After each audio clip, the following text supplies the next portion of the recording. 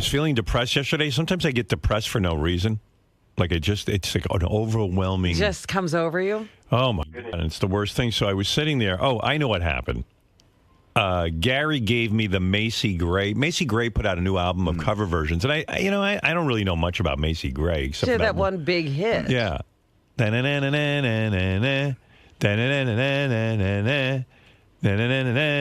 It's true. That's her one big hit, right? Yeah. I don't know what that's called. I think it's called I'll Try. And I'll try. Or I Try. I try not. Yeah, I can't remember what that line was. Yeah, so the reason I was listening to Macy Gray was Gary said, hey, Macy Gray came out with a new CD. You want to hear it? Maybe she's going to be making the rounds. Maybe we'll have her in. You know, I don't know much about her, but she seems very interesting, Macy Gray. And, you know, I've heard drips and drabs of stuff she's done. Yeah. But so she put out a CD of cover versions, like some interesting choices, too. Like she does Nothing Else Matters by Metallica. And I thought it was really moving. And I had it on. Whenever I have music on and, I don't know, I get moody. And I was sitting in front of my computer opening email. And it had the Macy Gray thing playing. And I started to get sad. And then my dog was like right at my feet and looking up at me. And I started looking at her. And she's 10 and she's been having health problems. And I got sad. And I started hugging her and everything. And then I said, you know, I'm feeling really down. I'm going to write that on Twitter. Because I never tweet. So I wrote, I'm feeling down. 2 seconds later, people start tweeting me back. You fucking pussy. You know, like the complete opposite of what I was looking for. I realized. Yeah, so if you're on the ledge, they're going to say jump. I was so, yeah, exactly. I was so desperate for love right at that point, you know, and all I had was the dog, and I was sad that the dog was going to. I said, you know what? I'm going to turn to my fans, my loving Twitter fans. And I'm just going to expose myself at my raw state, you know, and my raw emotion. I'm going to be vulnerable. Yeah, I'm going to be vulnerable. You know, who cares what people think? Well, 2 seconds later, I was so sorry I wrote it. It was like, fuck you, know, pull yourself together. You know why you're sad? You're old, you old fuck. And, oh, wow. Oh, my God. I was just like, it was wow. like things you weren't even thinking. It was, yeah, I was like, wow, what an avalanche of hate. But then, like, if you wait long enough, then people start to sort of turn around. The haters are faster typers, I think. And then people started sending me pictures of their dogs, and like, one dog was in diapers because it's dying. You know, there's like, no. you know, like the people were showing me they went through similar experiences, and it was a little better, but it wasn't much better. And then some woman asked for a picture of my dog. I tweeted that out, and then I quickly got off. I didn't want to read anymore. It was not fulfilling what I needed. I needed to talk to someone. Well, that's so I went to my psychiatrist and an interesting experiment. I tried. I tried to turn to my fans for some support, but it was more like, "You're such a you're gay." Wow. Yeah, like I was gay bashing. Or gay bashed. I was gay bashed. I know what it's like to be gay bashed. And it's called insulting names. Wow. Yeah. I was going to be like that guy who jumped off the bridge after his roommate taped him making out with a guy. Yeah, I was thinking about it the other day. You know, everybody's talking about bullying like it's a child or a children phenomenon. Right. No. People, you just grow and you're continually bullied. Yeah. Even as an adult. Get over it. You heard Whitney. That's true. People get bullied as adults. Yeah. Like Gary bullied me yesterday. People even said, and then people started writing me, no wonder Gary took advantage of you yesterday and you didn't fire back at him. My tweets were all like, Howard was a jerk to you. Yeah, mine were. Well, it depends when you listen, because at the end I let you have the last word, and in the morning I had the last word. You know what I mean? So depending on which argument you heard. Then I saw somebody sent an email in yesterday and just like called me a monkey and you should fire that monkey. If that ape worked in the real world, his gorilla would be fired. Well, what about Whitney Cummings? I mean, she's on major medication now because people were bullying her about her new TV show. It never ends. Yeah. Then I heard Sal on the wrap-up show bullying her. Oh, no. Yeah, he was kind of like, you know, I think he's one of those people who... Who's jealous? Yeah, like Sal thinks he should have a sitcom, I think. And it's like, just not, you know, Sal, get over yourself. Why don't you write a sitcom? Or go get it. Yeah, she wrote those. Yeah, she wrote 2 separate sitcoms, Sal. So why don't you write one and submit it? Nobody just plucked her out of obscurity and said, we're going to put you on TV. Yeah, she worked her ass off. I tried to tell Whitney that. I said, it's all jealous comedians. I said, you should see every guy in radio fucking treats me like an asshole because they're all jealous, but they want to be me. Howard, I praise Whitney on the but record. I know back in the office, you're pretty nasty about her. No, I'm Tell just the truth. I'm nasty in general. I'm just a bitter guy, but Hey, by the way, what's the name of that model we had in yesterday? Ellie McPherson. Yeah, that's what I thought. Did you? I talked nice about her too. Who? Ellie McPherson. Ellie McPherson. And Whitney. I'm just bitter in general, but I think Don't you think it's weird? I got to ask you now because I was listening to the wrap-up show and you were talking about Ellie McPherson. Don't you? I got to just say this because everyone was good about not saying it. Don't you think it's weird that I interviewed that person for a whole morning and you still don't know her name? Ellie McPherson. What? McPherson. McPherson? I don't know. Baba How do you say her last name? McPherson. I don't know. I have this. It's a name. Long Island enunciation. Say her whole name. Ellie McPherson. ELLE McPherson. Had you ever heard of her before? I've seen her around, sure, here and there. Have I'm you not a ever model guy. I don't No, follow I models. understand, but if you, she was one of the most famous models in America. And you must have said her name a million times during the interview. Right. I was busy. You didn't listen to the interview? I at all? listened to some of it. I heard her say some derogatory things to you. Who? Ellie McPherson. Right. So when you heard Ellie McPherson, I don't know where you're going with when you don't know where I'm going. Believe me, you have no idea either. You think I have no idea. Baba Booey. You really have no idea. Am I going to get in trouble for something? No, you're not in trouble at all. Okay, good. We're just pointing out how ridiculous you are. Oh, thanks. That's all. Very good. Right now, your people are howling with laughter, and Right. you don't even know The it. same people who tweeted you yesterday? Yeah. Those people? No, but you're Those kind people? You're one of those guys that thinks Whitney isn't that talented and doesn't I do deserve think what she has. Bullshit. Really? Bullshit. Yeah. All right, that's not what I hear. I listen, comedy is subjective. And for example, Carrot Top, a lot of comedians put him down. Right. But you cannot deny his talent. You cannot deny what he does. Right. I don't like Madonna. I hate Madonna. She's sold millions and millions of records. You can't deny what she does. Whitney, I'm not a huge fan of her. She's a great roaster. I'm not a really big fan, but Why wouldn't you be a big? I mean, just But Not a listening big fan, alone. but she's a great roaster. she's a great roaster in that capacity. I'm just not. I'm not. But how can you not? I'm not floored with the her. fact I'm not that floored with you're anybody not floored these by days. her roasts. Absolutely floored by her roast. So you are floored by her. Yes. Well, by her roast. You just said you're not floored by her. Are you floored by me as a tap dancer? No, but as a prank caller, you are. I'm saying that in some areas. So you are floored by, but we're evaluating her as a comedian. What she does is roast people, and she's great at it. So But then why would you think she doesn't deserve to? who said she doesn't deserve? You did. No, I did not. I never No, you said didn't she. say that publicly. You say it privately. I never said All right. privately she didn't deserve All right. it. I Other said that people are she's saying- being chastised and she's being put down because of a lot of people in the industry wanted to see her fail. That's what I said. Right. And you know what? What about Ellie McPherson though? What about it? She's a supermodel. She's good at what she does, I guess. She's Anyway, on that fashion don't you show. think it's amazing that I interviewed her? We promoted the fact that she was coming in. I said her name a certain way, and you're mangling her name. McPherson. I don't know. McPherson. What the? I have no idea. Ellie McPherson. No, it's just weird. I have no.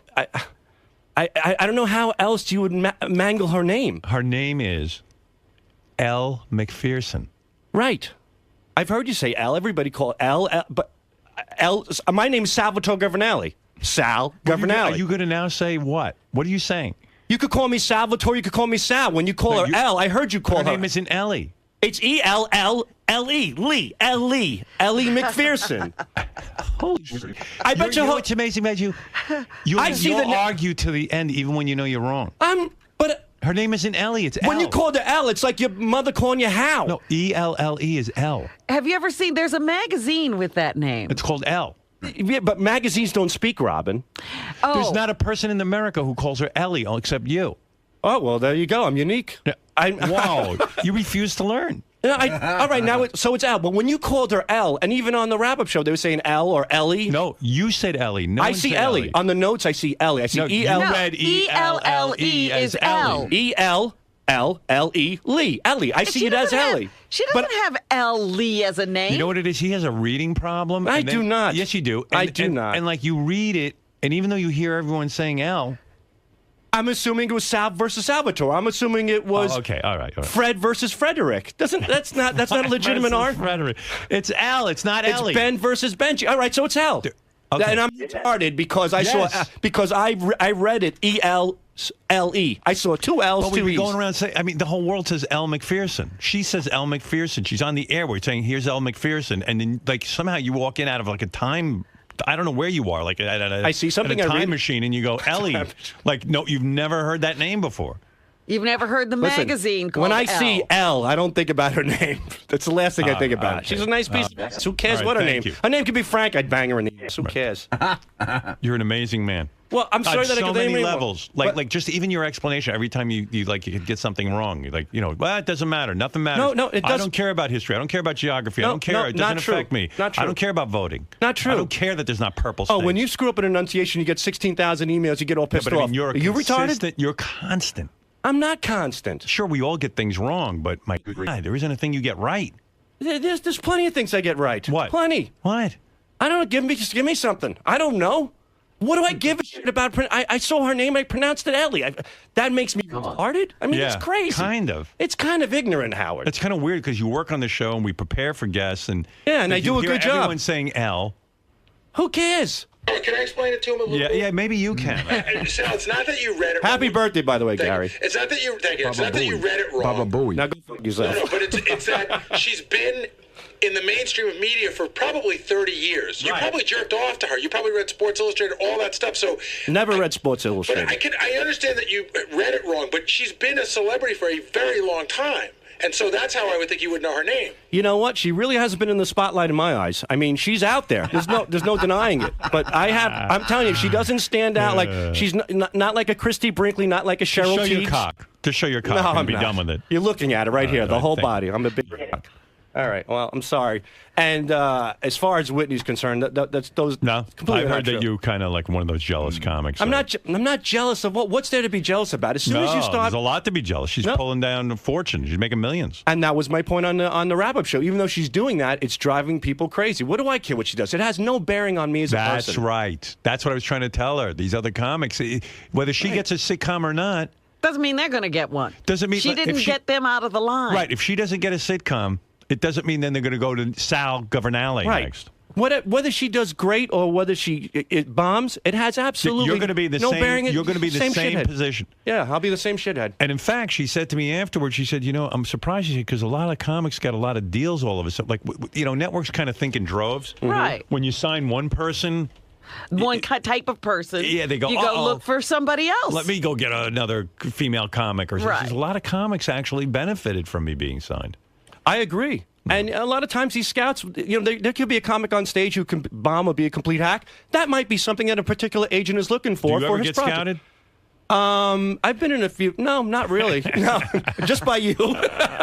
I'm the only one who picked up on you, huh? Yeah. That's No. my unique charm, No, I have a few good things going on, but you hit the nail on the head. When I used to go out and That'd be good if, like, I was arguing with some of the talent on America's Got Talent. They go, what do you know? You hired Sal. oh, that hurts. That'd be great. And I'd go, you you're right. got an argument there. Right. Yeah, hit the buzzer on me, Howard. Right. Throw me out. Hitting the buzzer is so intense. It's so Must much be so fun. great. Oh, it's so great. And then when the other two judges join in, it's like, and then all of a sudden the music goes, and the whole stage goes black. It's like death just hit. It'd be great if you could bring that buzzer everywhere, like to a restaurant. The food sucks. Wherever you go. It's great. You're a lucky son of a bitch. That's good. And you earned it. Congratulations. Oh, thank you, Sal. You're very welcome. Not that you don't take my word for my word to you. So What? you're like, oh, thank you, Sal. Like you rolled your eyes. Like I didn't roll my eyes at all. Oh, I'm sorry. Maybe I it's said my thank you. paranoia. It's my paranoia. I said thank you. That's very nice. I appreciate it. All right, get out of here. All right. By the way, speaking of the wrap-up show, that's where we got the John was talking to Sal, and that's where he started calling Elle McPherson. Ellie McPherson here. I'll play a little clip from that just so you see how that all went down. There, hold on.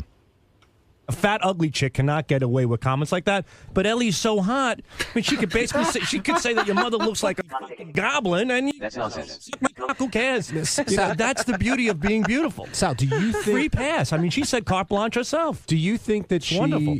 is a true supermodel? Absolutely. I mean, there are women that are hot, like, wow, she's an 8, she's a 9. Then you see Ellie, and Ellie McPherson is like, Like a moron. This is so like funny. a goddess. Ellie McPherson. Ellie. Yeah. That's the only clip of that, right? Of Ellie McPherson. He says it again in the next one when Gary asks about Ellie McPherson, and he doesn't realize what's wrong with it. Sal, you've been in this seat before where, she was the one who killed on the roasts and tore people apart. Now she's getting torn apart. How do you deal with that? Is that tough to combat? Touche. Welcome to the entertainment business. It works both ways. Touche. Yeah. She puts it out, you get it back. Touche, Ellie McPherson. Ellie McPherson, what does that have to do with this? Nah, it's a callback. But why do you think that? But why? Ellie McPherson. I just don't know how you're around. Ellie McPherson is a very popular name in our culture, especially for guys Sal's age. She's pretty iconic. Yeah. Everyone's heard the name Elle McPherson. Well, he explained that ELLE spells Ellie. He probably never heard of her before. He goes, Ellie. He was spelling it with 3 L's at one point. Yeah, right. He went ELLEE. Ellie. Like Sally, Salvatore. Salvatore. Right. He's a trip. He's the best. He's the best. He really is. You got to get him in there. And I loved how he kept trying to fix the pronunciation of her last name because he didn't think that Ellie was wrong at all. Right. Yeah, I was convinced you were going to have him saying McPherson or something like that by the time he was at it. Yeah, it was too weird. All right, thank you, John Hein. We look forward to your wrap-up show today with Gary and the gang. Should be a lot of fun. Sal. Yes. Salvatore. Yes. My point. Are you familiar with the spelling of the word gazelle? Yes. G-I... You're not asking me to spell it, but No, yeah. but it contains at the end... Oh, gazelle. There's a G-A... There's two. Z. Giselle Bundchen. Giselle. No, like gazelle, like the animal. Right. The cheetah-like animal. Yes, of course. Absolutely. Gazelle. Right. How would you pronounce that? Gazelle. Why not call that gazelle? I don't know why. That's what you got. Wait, hold on. This guy's the culprit. Turn the cameras. How am I the culprit? This guy yesterday brings me into the wrap-up show. All right, you want to talk about slimy people. You want to talk about underhanded people. And really, a really dirty, mischievous move. Not mischievous. Just a real dirty, no good, low-life, scummy thing. Right here. Mischievous. The bottom of, not the bottom of the barrel, the scrapings underneath the bottom of the barrel. Wow. This guy brings me onto the wrap-up show yesterday. He goes, I want to talk to you about Bruce Springsteen and Gary getting yelled at. The whole time, I didn't know it was over Ellie McPherson. It wasn't. Elle McPherson. Whatever the hell. It wasn't. I didn't know you said her name wrong until you said it on wrap-up.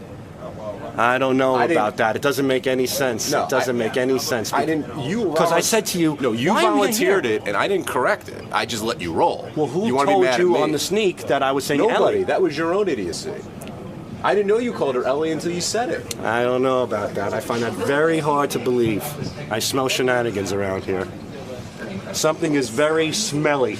Rhymes with Ellie. Is it Richard? No, Richard smells fantastic. I would tell you honestly, if I knew you pronounced it that way, I had no idea until you said it when we were in there. And then I let you say it again and again and again. I copped to that fully. Right. All right. So who could have known prior to that? And maybe... I don't know. As far as I'm concerned, I bet you there's plenty of people who call her Ellie. Wait, hold on. You call me mischievous? How do you define that? First of all, I screwed up that word. It's mischievous. So there you go. Is it mischievous? But anyway. Do you want me to tell you, or that be a yeah. mischievous thing to do? What is it? What's the right way? What do you think the right way is? I think it's mischievous. Okay, you think that. You said, see, that's what I'm talking about. He just asked me if I would like to know. I give him a word, and then what does he say back? He doesn't correct me. He goes, "You think that?" That's not nice. It's not nice. He's not a nice person. He's a nice person, but he's not that nice of a person. He's a calculated nice person. Sneaky. Is anyone really that nice around here? No. Yeah, they are. There's a few people. Nick, I'd Nick rank the intern. John at the top of the list. Rob's a really nice guy. Hey. John's okay. John's good at what he does. John's good. John set up the ball, served it, and Howard just sent it out of the park. There's no parks in volleyball, but there's no out of the parks in volleyball, but you know what I mean. God almighty, am I flustered.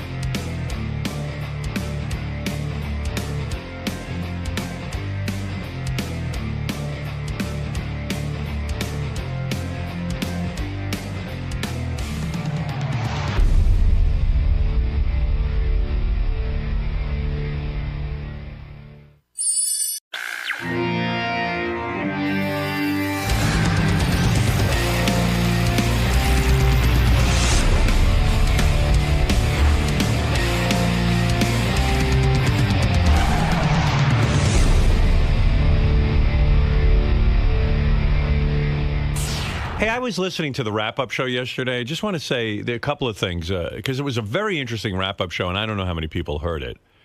But I didn't hear. Yeah. What was so interesting? You know, we've been having this problem. We have a program where we have to search things. So if Sal puts in phony phone call, he's got to spell the word phony consistently. You know, you can't spell it F-O-N-Y or P-H-O-N-Y or P-H-O-N-E-Y or... Every time he spells it differently, it means it's less likely you'll ever find that thing again. Yeah, you got to do an exact match, which, by the way, I think is wrong. And I think there should be spell check on our system. I don't understand why there isn't. Because then it underlines it when you spell something wrong, and then you have to go look it up. So it helps. I don't know. I don't know. We have programs that are from the dark ages. But Sal came in to explain that he's a good speller.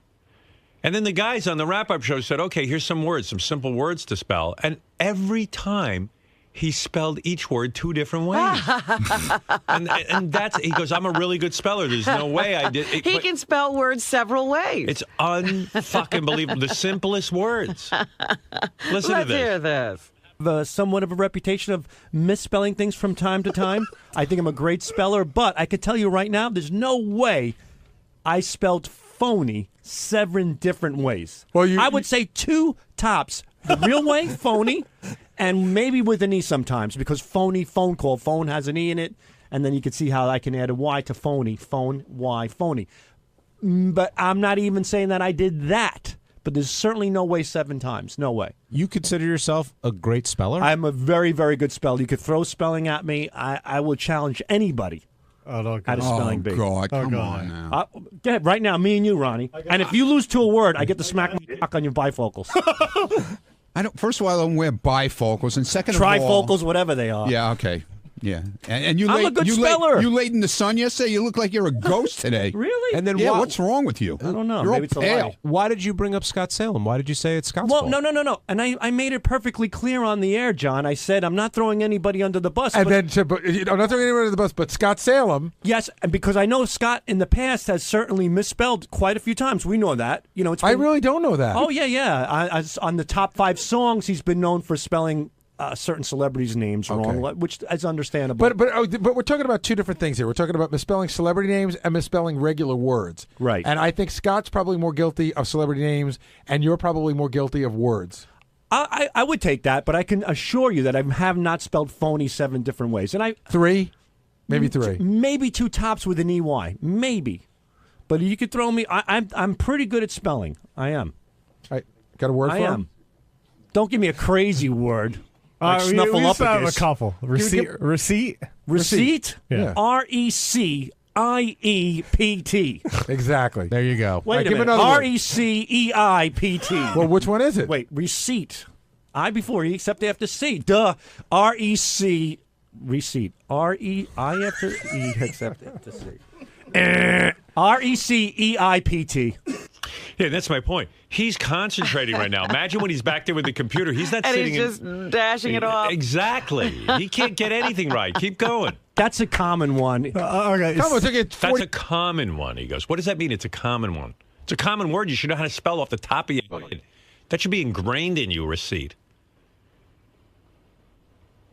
And then he even recites the rule, I before E except after C. And then can't follow And it. he can't remember what the fucking rule is. He can't apply it. No, it's not that big of a Siege. with an S. Yeah. I don't know. You tell me.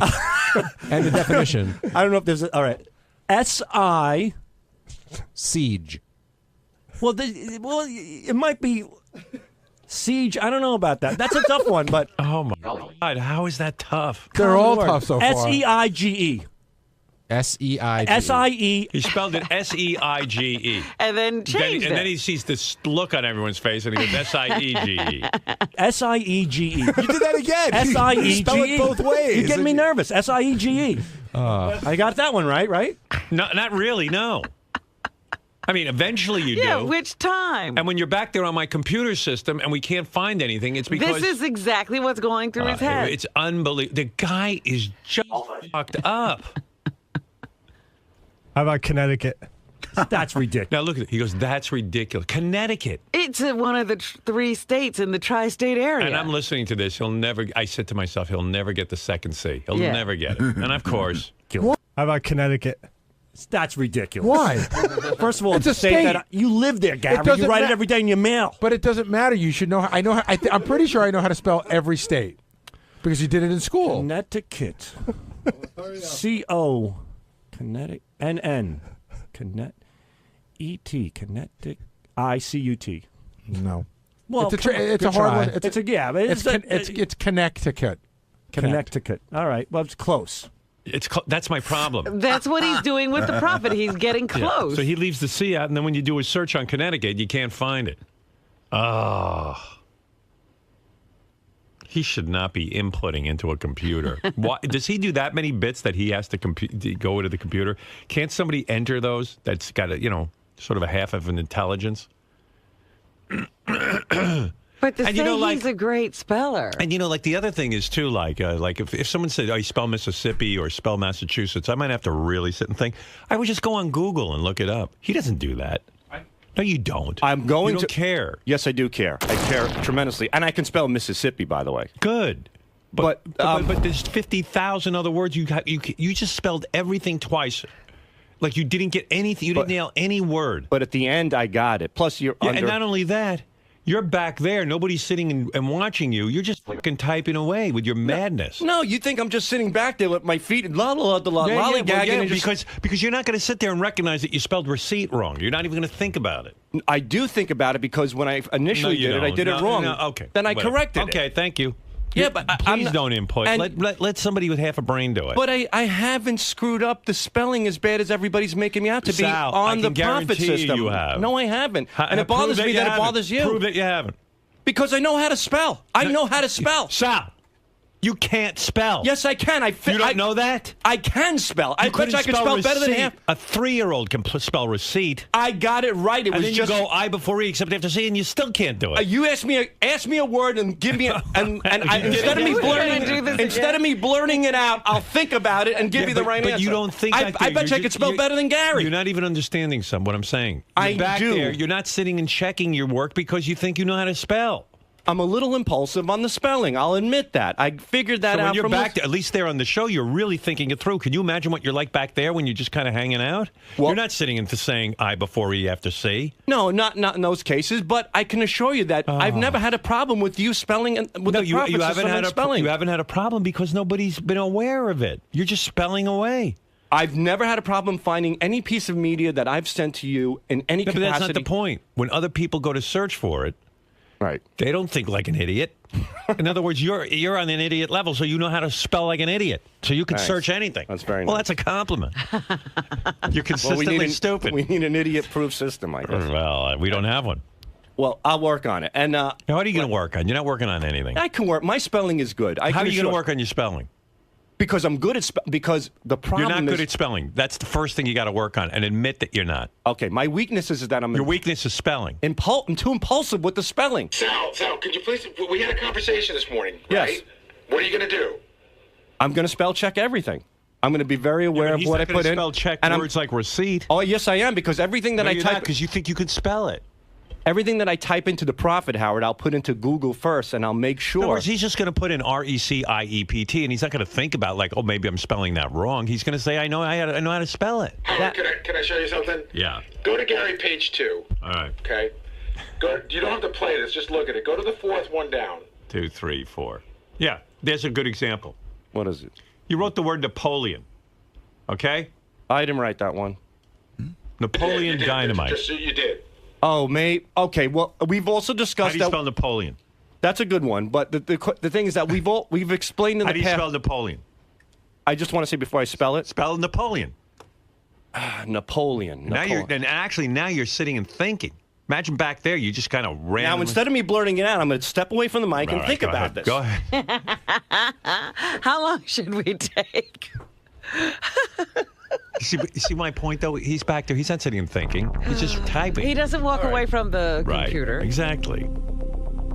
Napolean. Okay.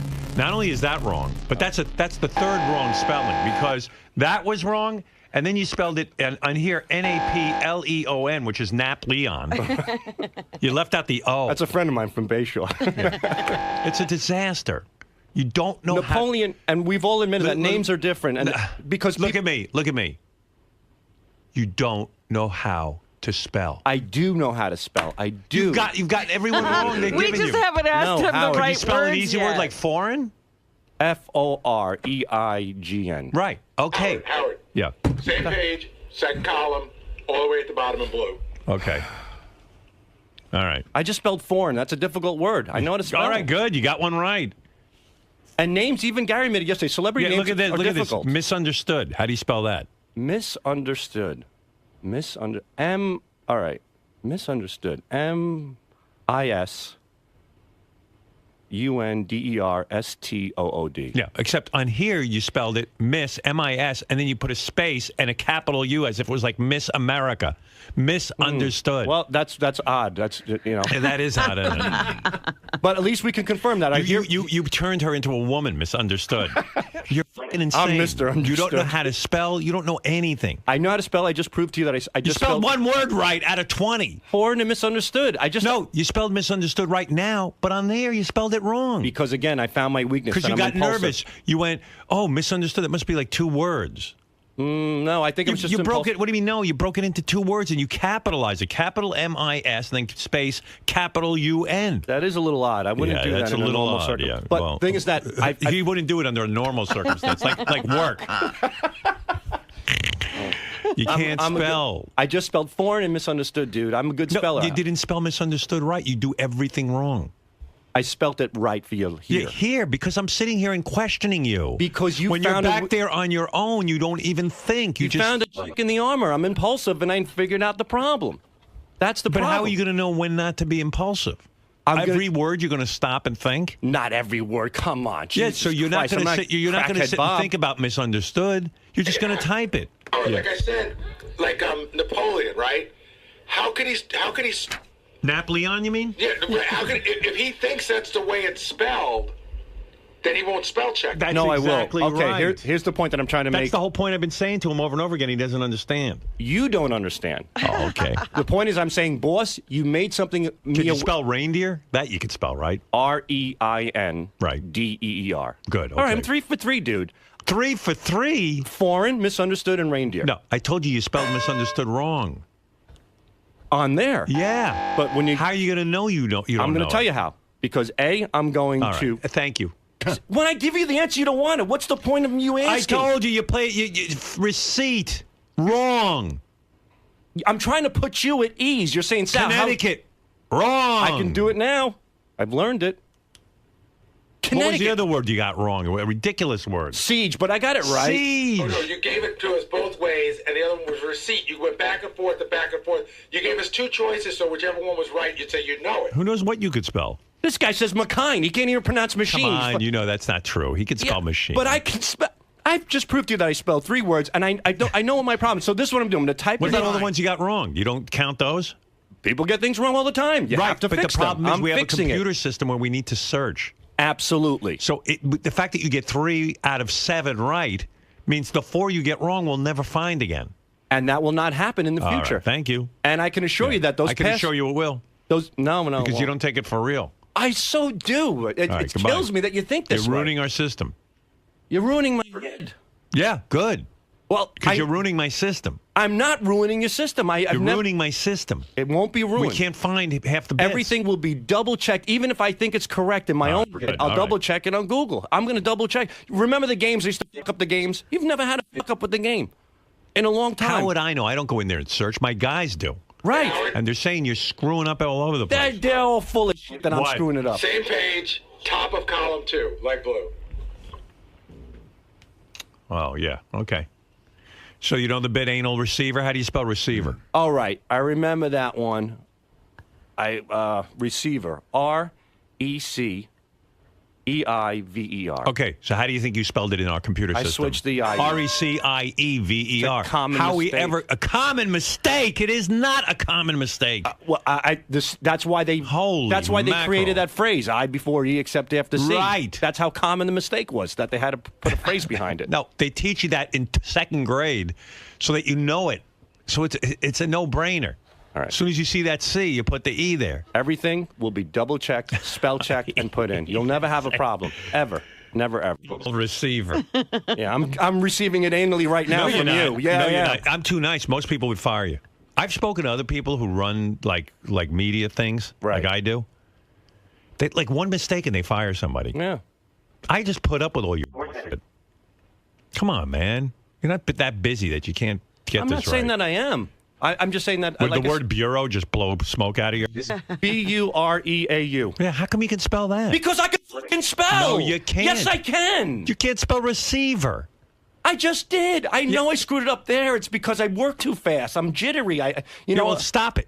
I know. I'm on beta blockers now because of that. Oh, good. Yes. Whatever that is, double your dose. Triple it. Beta blockers? What kind of shit are you on now? I don't know. I need to be on cyanide with you. What are you on? Beta blockers? Yeah, I'm what on is beta. that? Propylethylene or something like that. You Don't spell look at me. That I'm not smelling. Propylethylene. He doesn't even know what he's taking. Because I have the shakes and stuff. Yeah, what is that? It's just my nerves. It's just a neurosis. What are you nervous about? You. Me? I hardly talk to you. Listen back to this later. You'll see why I'm nervous. I'm nervous because I got a computer system filled with misspells. I have a tendency to act without thinking. That's what I think this is one of the situation here. But I'm aware of it. And now You're I like take putting your foreskin on Twitter, and now you're going to get thrown off. He finally got on Twitter. Right. Yeah. First thing he tweets, he gets a warning from Right, Twitter. Who gets it's thrown off worse of Twitter? than- I know you have girls with fire hydrants up their asses. That's fine. Me, I show them the tip of my penis, and Is that it's like not allowed? I'm like the Frankenstein monster. It's allowed, but apparently, a few people were so repulsed that they reported it. Oh. People are having their breakfast. They see my anteater. They're not happy. Right. But whatever. But I take these beta blockers because they help calm me down because I have the jitters and the shakes, and I act But is impulsive. beta blocker a thing a doctor prescribes? Or Yes, a doctor did. A doctor did prescribe it, and Can you imagine what doctor he goes to even? I can't even. it's a wonderful doctor. Imagine. He's And he looked at your handshake and he goes, "I just take some beta blockers." he's a Palestinian from Miami. Is he? He's a good guy. He's a good guy. A lot of my guys shake. Got the pace too. Yeah. What's his problem? He's just all fucked up. You know, It's a normal thing that runs in the family. It's called essential tremors. So Know that's more probably about what it Sal. It's probably what Sal has. Yeah, Exactly, same thing. And you can take pills or let it go. I don't really care. Yeah. My dad has it so bad when he picks up a soup spoon, it just flies all over the place. He can't. Yeah. Well, if you were my son, I'd shake too. Thank you. I'd be nervous every minute.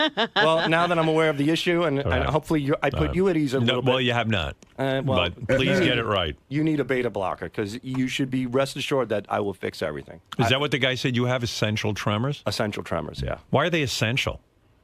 What does that mean, essential tremors? I don't know. That's a bad name for it because it doesn't seem to be essential. Spell essential. ESSENTIAL. You're a great speller.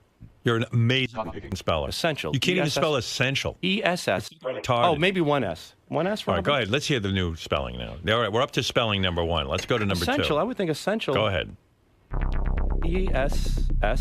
ESSENTIAL. Oh, ASCENTIAL. All right, that's second. All right, you got that wrong. Go ahead, try again. ESENTIAL. All right, that's three. Go ahead now for number four. And finally, essential. ACIENTAL. All right, that's four. Let's keep going. Now you're up to ASIE. I mean, it's wacky what's in your head. Well, essential's There's a tough nothing one. in there, man. Essential And is you're tough. in charge of putting it into my computer, and I keep you on. Dude, 1 out of 5. You are not allowed near I the got computer. foreign, I got bureau, I got a lot of... Does Richard know how to spell? Can you hand your work over to him and let Yeah, him he put spells. input He it? spells great. But I'm a good speller. How would you know if he spells great? Yeah, you're asking the wrong guy. Who is a guy, Gary, can Richard spell? Sure. I know he has a higher IQ. Did you hear that spelling of essential? Essential. ESENTIAL, I would think. No, maybe 2 N. ESSENNTIAL. No, you're up to 6 now. 6 spellings you still haven't gotten it right. Yeah. I'm sorry, I didn't mean to. I have more spellings for you after this. Well, the essential's the big one here. I mean, listen to what's going on. There's smoke coming out of his. You have to admire my All tenacity. right, go slow, stop tremoring, and let me hear you spell essential. Do it slow and think it through. Essential. It's like I mean, I really see ESS. I definitely see that. ESS. EN. Essential. ESSENTIAL. I mean, that's how I. Yeah, that's okay. my final. All right. Well, that's okay. Can you spell it for me? Yeah, you got it.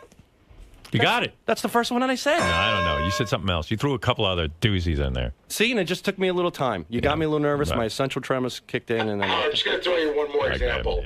And this is what I said yesterday about how there's 3 different ways to spell a word. You never know which one Sal's thinking of. Right. Go to the second column, the second one down. Okay. Second column. Second one down. On Gary, page 2? Oh, my God, you're kidding me. Well, but maybe that he wanted it that way. I don't think so. You know? In some cases, that's maybe the guy sent it in that way because it's like Sweet Judy Blue Eyes. I think he spelled it right. No, he did right. He did right. That's yeah, correct. Yeah, he's doing so a parody of Gary, Sweet Judy Blue Eyes. Right. Yeah, sweet. Okay. Gary thought it's sweet brown. Yes. Okay. And so you spelled it S-U-I-T-E because it's like Sweet Judy. Right. Yeah. S-U-I. Right. I know the difference between the two. That's sweets. right. He did it Hotel right. Sweet versus Sweet as Candy. S-W-E-E-T. Right. All right. That's good. So there you go. Not too shabby. Essentials. E-S-S-E-N-T-I-A-L. I think that's the first thing that I said. I think it. Thank you, Fred. Did he get it right the first time? I think it was the second time. Oh, okay. But you were having so much fun. Well, everything's gonna be double checked. All That's right, it. thank you. And you could put my ass on the line and fire me if I fuck up. I mean, I'm willing to well, take the you're not here responsibility. for spelling, but the thing is, It's important. It's a technical it's important. aspect. We need it. We want to be able to find your work. Thank you. All right. Appreciate it. All right, go back there and think about Did you spelling. like today's work? We had a new. All right, goodbye. Oh, goodbye. It's the Sal Show. And don't. What is with you at Twitter? Get outta He's the here. first guy I ever got thrown off Twitter. In his first tweet. In his first tweet. They've latched on a permanent warning to all my postings. Yeah. Yeah. So people are aware of it. You know, it's amazing because like people, like I'm on Twitter, and I don't really know all the rules of Twitter, but like I don't really curse or anything because I was like, well, gee, I don't know if that's allowed on here. So like I'm And it is overly- public. Anybody could read it. Yeah, like I don't even write the F word or any of that. This guy goes right ahead and just starts posting pictures of his foreskin. Like he doesn't even question whether Never he should even do it. hit a little speed bump that said No. maybe that's not a good idea. No. Well, you've always been an advocate for foreskin, so that's Right. And there's 20,000 nerve endings in the foreskin that I've studied, and that I've studied. 80% of that gets Jerked cut off. That's how he knows. All right, get out of That's here. it. All right, thank you. That's true. I'm trapped in a conversation. Get out of here. Sal. I got it right. I love him. I mean, it's just unbelievable. Yeah, Ross from Brooklyn. Yo, hey now. Hey now. Yo, can you imagine buying a freaking stock from Sal and No. he punches in the wrong symbol into the computer and you end up buying a stock you didn't even want? Oh, I mean, this guy was a stockbroker, like handling people's money. I don't know what it is to be a stockbroker, but I got to imagine it's a very precise kind of job. I mean, it's ridiculous. Actually, I got to be honest, I used to work with Sal. Yeah. And he, for a long time, in the morning, he wouldn't even work. He would sit by a window in the back. He had binoculars, and he would look in the window across the way watching a girl shower in the morning. I believe that. Ask him. That's what he would do every morning. At least people's money was safe. Yeah, right. At least he wasn't handling transactions. It's ridiculous. Like, I mean, you go to buy an Apple stock, you can't spell Apple. You end up with some, Yeah, right. Like he puts into the computer, like he can't spell apple, so he puts in something, like eyeball. What did this guy say about? That he used to work with you, and instead of doing your work in the morning, you had binoculars, and you would look at this girl taking a shower. Oh, that's true. I mean, He comes in here to refute whatever's being said. we would circle around. Yeah. Everybody. Can I ask him 2 words, Howard? Because he looks at a lot of porn. I have 2 words that I feel like he should interact with during porn, and I want to know if he knows how to spell them. Can I ask him? Sure. All right. Okay. Can you spell voyeur? Voyeur. Voyeur. All right. Let me think about this. Uh-oh. He started to say absolutely. now he's taking a knee. Now, voyeur is a difficult word, and I took some time to think about it before acting impulsively. And I would say voyeur is spelled Voyeur. Very good. That's right. Okay, one more. Amateur. That's a good one.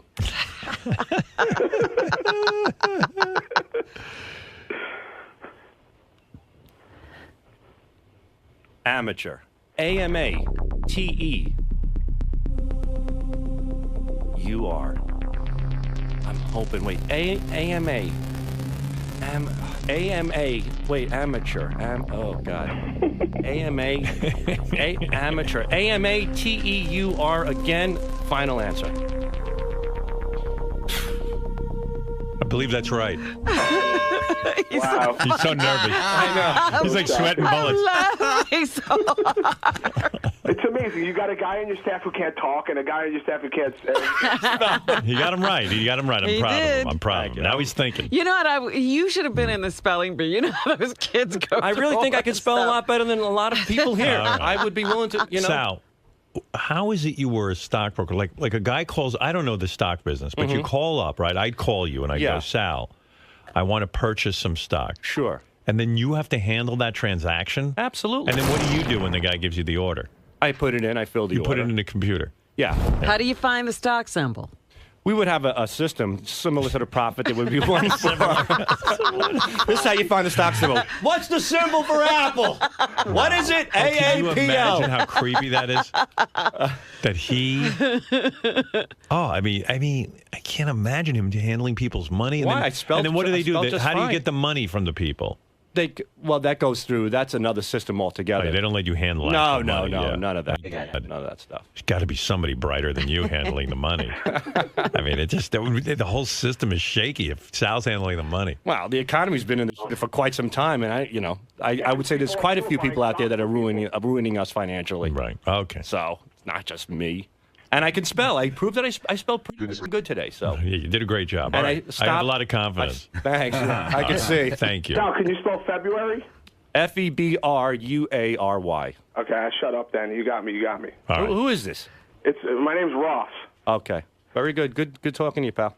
Yeah, those binoculars were wonderful back in the day. It was right, great. thank you, All Sal. right, you're welcome. Dude, Yes, sir. forget the spelling. Thank you. Let's concentrate on how you're sitting there taking from Gary.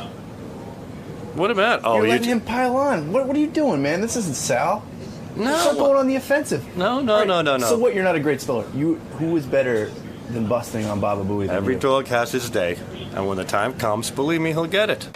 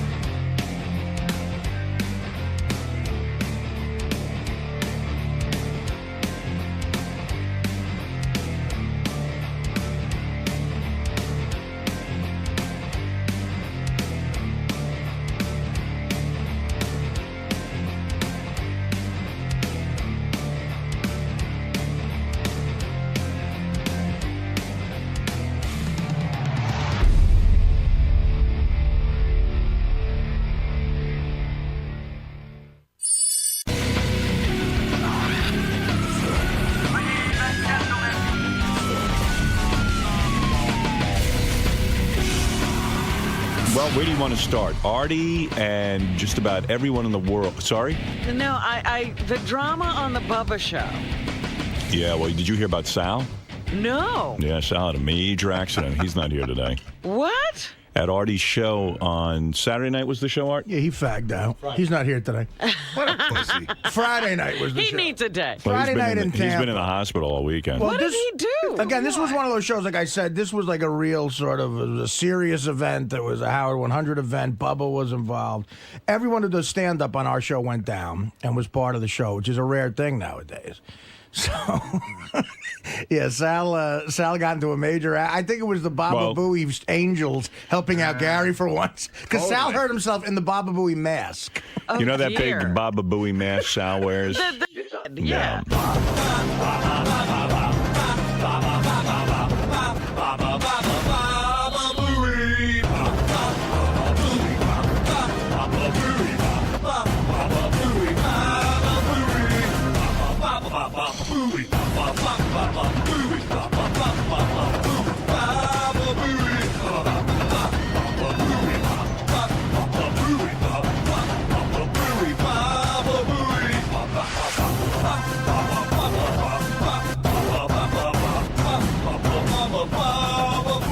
gets up on stage and he starts doing the Baba Booey dance while Gary's out there on stage, which actually probably helped Gary. Because Actually, what happened? Here's the story. Here's what happened. I said to Sal, Sal wanted to do the dance, right? So I said, why don't you come up at the end of my set, at the very end of the show, because it's like a song. People feel like it's a good ending, you know. You always end on a song, the showbiz rule. So he said, all right, I'll put the mask on. I'll come out at the end of your set and do it. So I did whatever. I did like 40 minutes. I said, the most popular thing on Howard TV right now is Sal dancing in the Baba Booey mask. So we're going to play the song, and Sal's going to come out. So, of course, it took 10 minutes for the fucking song to come out. Right. The song comes on, Sal comes out, and they're going nuts. He's got the mask on. But this was in like a little mini arena. So they set up a stage that was about 7 feet high off the actual concrete arena floor. Okay. And it's all darkness around the stage. So Sal's going from end of stage to end of stage with the mask, dancing like a jerk off. The crowd started to like it. So, of course, that feeds Sal. So he gets a little nuttier, a little nuttier. I see out of the corner of my eye Gary coming on the stage. I'm like, oh, perfect. This will be a perfect ending. Gary will do something, and that'll be it. So and he did something. Well, it must have been like the gods or something, because I didn't touch Sal, and Gary didn't touch Sal. But Gary got an inch from Sal. Sal keeps going to the left and just falls off the stage into the blackness, like into this abyss. And then I just heard a thwap. Like, I don't know how far he fell. Wow. And my first reaction was, Sal, you fucking all right? Are you okay? And he was writhing around in pain. Thank God he was moving, because my first thought goes to, like, my father. When I see somebody fall like that, you could fall 6 feet, and it was a good 7 feet on your head. Yeah. Dead fall. Didn't know it was coming. Picture that. Just right on the concrete. So everybody ran down and checked him out, and it turns out he broke his wrist bad. He broke his wrist. He injured his ribs. He's at the doctor today because of his ribs. He has a huge thing on it. Here, do you guys have the video of it? Wait, let me put the audio up. Oh, yeah, here's one of the videos. Here's the video. There he is. That's him dancing. That's Sal, and he's dancing, and he's doing the Baba Booey dance. Gary comes out. And Gary's right off. This is off the stage.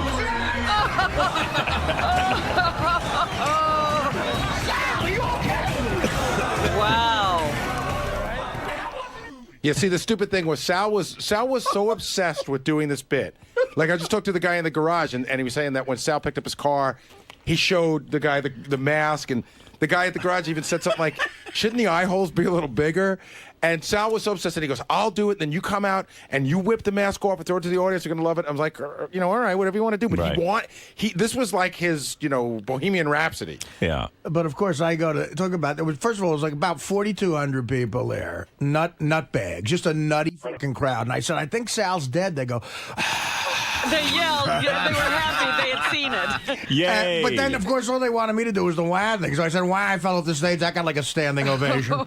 His wrist is so busted. Did you have time to get Sal taken care of before the crowd needed more entertainment? No, well, this was the end of the show thing.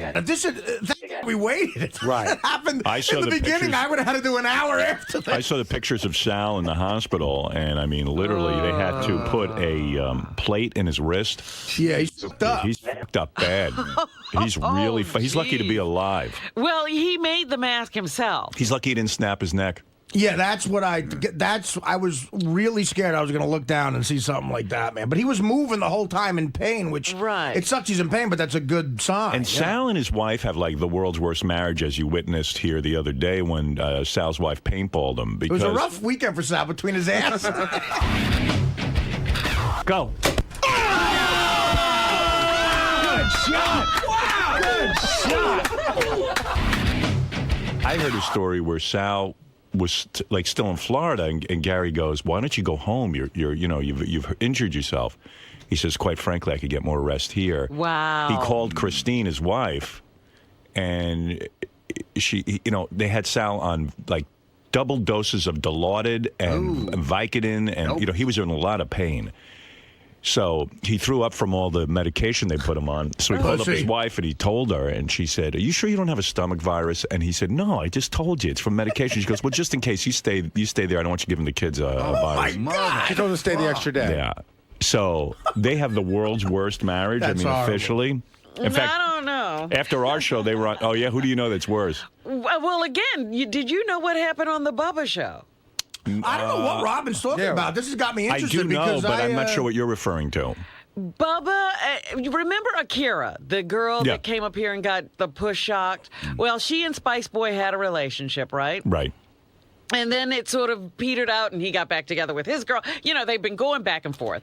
Anyway, apparently Akira got very upset that Spice Boy was liquid assing her on the show. Okay. And wanted to get back at him. Put him in a torture rack.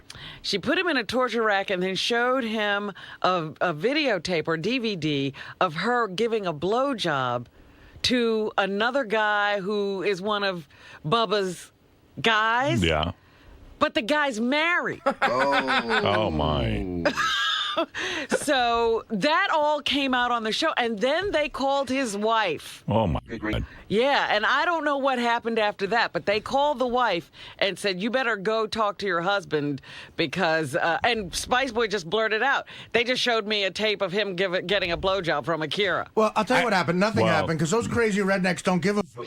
Howard, there's everybody's wife is everybody. I gotta tell you, there's a whole weird scene going on there. I didn't really see much. You know, after we did the show, we went to the dollhouse, but we live in this one world, and they live in this whole other world. Right. They're all out with their wives, and there's just there's craziness going on. They're out with their wives. What? I don't know, like the wives are getting dances, the wives are dancing for each other, the guys are watching, everybody's kissing, and I'm just like, this is way too fucking wacky for me. Like that's what they do is what people think we are. I know. What is Bubba's scene though like? Is he I don't swapping know. out his wife? No, it's not like that. But it's like his wife sort of Well, he's doesn't taking mind. naked pictures of his wife and putting them on the web. What if we all went out, right? Yeah. What if we all went out one night? Right, okay, yeah, this is a good way to put it. Good. Say Mary started dirty dancing for Beth. Okay. You know, like rubbing up all over her. I could see that. Maybe they kissed a little bit, but while that was going on, Allison, Fred's wife, decided to like get behind him and do that. And then make out with them. Yeah, we would. How would we go to work on Monday and pretend that's normal? Kiss. And did Bubba and Brent kiss at all? No, there's no gay shit. I'll give him that. There's no gay shit going on But down I there. also Except with the broads. I also heard the story of them in Vegas. They met a bunch of women, and Brent's wife just walked over to the women and said, you know, apparently some girl was cozying up to Brent. And Brent's wife walked over and said, hey, we're all about swinging. The mix-in. I learned a new term. The mix-in? Brent, it's the mix-in. We're going to get the mix-in going. We talked to them. They're into the mix-in. Right. We're just bringing a third person in. So they had it going on. And then there was a girl who was sort of liking Bubba. So Heather came over to her and said, you know, this is great. We love this whole thing. So now Brent and his wife are going to go off with one girl, and Bubba and his wife are going to go off with another girl. And somehow, apparently, during the party, Bubba's wife, Heather, was, I guess, drinking, and she looked at this woman and she said, you know what? When you're giving my husband a job tonight, I hope you're really good at it because he really likes that. Yeah. And that freaked the girl out. She blew up. That ruined Brent's night. Nobody got to take a girl home, and everybody went home drunk. Wow. They got the life down there. I mean, you got to see Bubba's house. Bubba and his partner, Fabrizi, they live right next to each other. Hey, Ronnie told me they're beautiful homes, pools on the water. Bubba's got some lifestyle. It's unreal. He says Bubba built a house a couple of years ago for about $900,000 or something like that. I mean, I don't know how much. This is Ronnie guessing. And he says it's probably worth a couple of $1 million now. And they live like this lavish lifestyle down there because, you know, here if you had to build that house, it cost you $50 billion, which I don't understand. Why that is. Bubba I lives don't in a either house because why should it cost you more to build here than it's the same materials? But you can get workers. You can get workers cheaper there than you can. But here. how much cheaper can you get workers? A lot cheaper. Bubba has a house, Howard. No shit. That if you even the Hamptons, if you built it on the Jersey Shore, it'd be a $12 million home. Easy. But that's my point. So let's say you pay your workers let's say you pay your workers 4 times the amount of money to build your house. It's still the ridiculous. Real estate's more. Forget the real estate. I'm talking about the physical cost of building a house. Yeah. Why in Tampa can they build a house and be all in for $1 million? Let's say whatever. And it's a mansion. Or quite frankly, it was probably $300,000 or $400,000 to build that house. Yeah. Why can't they build that same house in New York for $500,000? You know, or $600,000. Yeah. Why does it have to be $5 million to get it here? I can tell you this. We know a radio guy. You know him that loves real estate. He builds houses. It's a guy. Jay? Yeah. And Jay was telling me, which I almost did when I built my house. I almost went down this road. It's cheaper to bring a crew from North Carolina to where you're building the house and put them up for 3 months than it is to hire local people. Wow. Substantially cheaper. Wow. Anyway, so to kind of like bring you up to date, Howard TV, first of all, has footage of Sal falling off the stage. It's going to be the most amazing Howard TV. The footage have- from this weekend, this was an eventful weekend. They have footage of everything that went on in Lakeland, including Bubba with the shit. I heard that. They're crazy. Yeah, I told you that was going to happen, and I said No. I don't believe These what guys they're are rubbing into. manure on each other. I did a joke about it on stage. I was like, I heard Bubba's going to have a shit hits the fan contest. And I said, oh, that must mean like, it's just a saying. They're going to tell a guy his wife's cheating on him. Or Right. the shit's going to hit the fan. It's like, no, we're throwing shit at a fan. And somebody's standing in front of them. When I heard about that, I got off the plane Thursday, went right to Bubba's show. I hung out for the last hour. It was a lot of fun. They had these 3 I heard you on there. 19-year-old girls. Like, they all look so, I don't know, they look like runaways. Something's going on. You know what I mean? Like, I don't know what you feel sorry for them. Yeah, they were trying to deal him to Artie. Artie sounded like he didn't want any part of Well, it. first of all, one of them was looking up like she was blind, but she was literally blind drunk. But people said, we were saying to her, are you blind? Do you have a legal eye problem? She's like, no, I've been drinking. And so that was it. That was sort of tame compared to the next day I slept. I didn't go in. I don't know who went in. I think Tim went in. And then that's when they were throwing shit at a fan. And later on at the show, I said, Bubba, how was everything today? I heard the show went good. He goes, yeah, hitting the fan was a big fucking hit. Howard, Richard gave Bubba an idea that was so off the map that Bubba loves that he's going to try and do. They do Richard's ideas, put it that way. Right, then you know they're nuts. Richard said, this is a great idea. I got an idea. He goes, how about... You can't even say it. Because it's so stupid. He goes, how about if we jack a horse off and we get in a bucket and then we put that in the fan? And Bubba goes, that's fucking great. Bubba thinks he's a genius. Well, Bubba said the big innovation now is that, they have that outside area. They're almost in the woods. Yeah. And he's going to start taking things outside. They're in the woods. That's going to be the it's going to end be of great. everything. It looks like shit and horse semen all over. That was another thing. Richard gets a hold of Bubba and he goes, just want to let you know, you haven't really used fire ants correctly on the show yet. And I go, what do you mean? He goes, well, if you go outside, there's plenty of fire ants. Like a guy could put his fucking fire ants. And Bubba loves all these. Richard was proposing that he put his balls in fire ants for a few seconds or something, like a time limit. So anyway, I'm trying to get a handle on this weekend where all the guys went off. And there was like weirdness with everyone, because everyone reports to me, And the weird thing with Artie was, Artie went down, and remember there was a super hot chick at one of his shows, but it ended up she had a fiance there with her, or a boyfriend or something. So the chick, Gary goes, I'm sitting by the pool, the hottest chick I've ever seen in my life. She's the hottest chick on the planet. I could take my eyes off her. Is running around at the pool in a bikini and like prancing around. This girl is that hot? And everyone is just like, at one She's point, a 10. She's an 11. At one point, Gary's staring at her, and he's like, the boyfriend's there too, and Gary's like, whoa, I'm sorry, I just can't help looking at her. I was looking at her. Apologize. No, how it's I a fiance. Robin, I was staring at her ass because it was real. It's like a fucking work of art.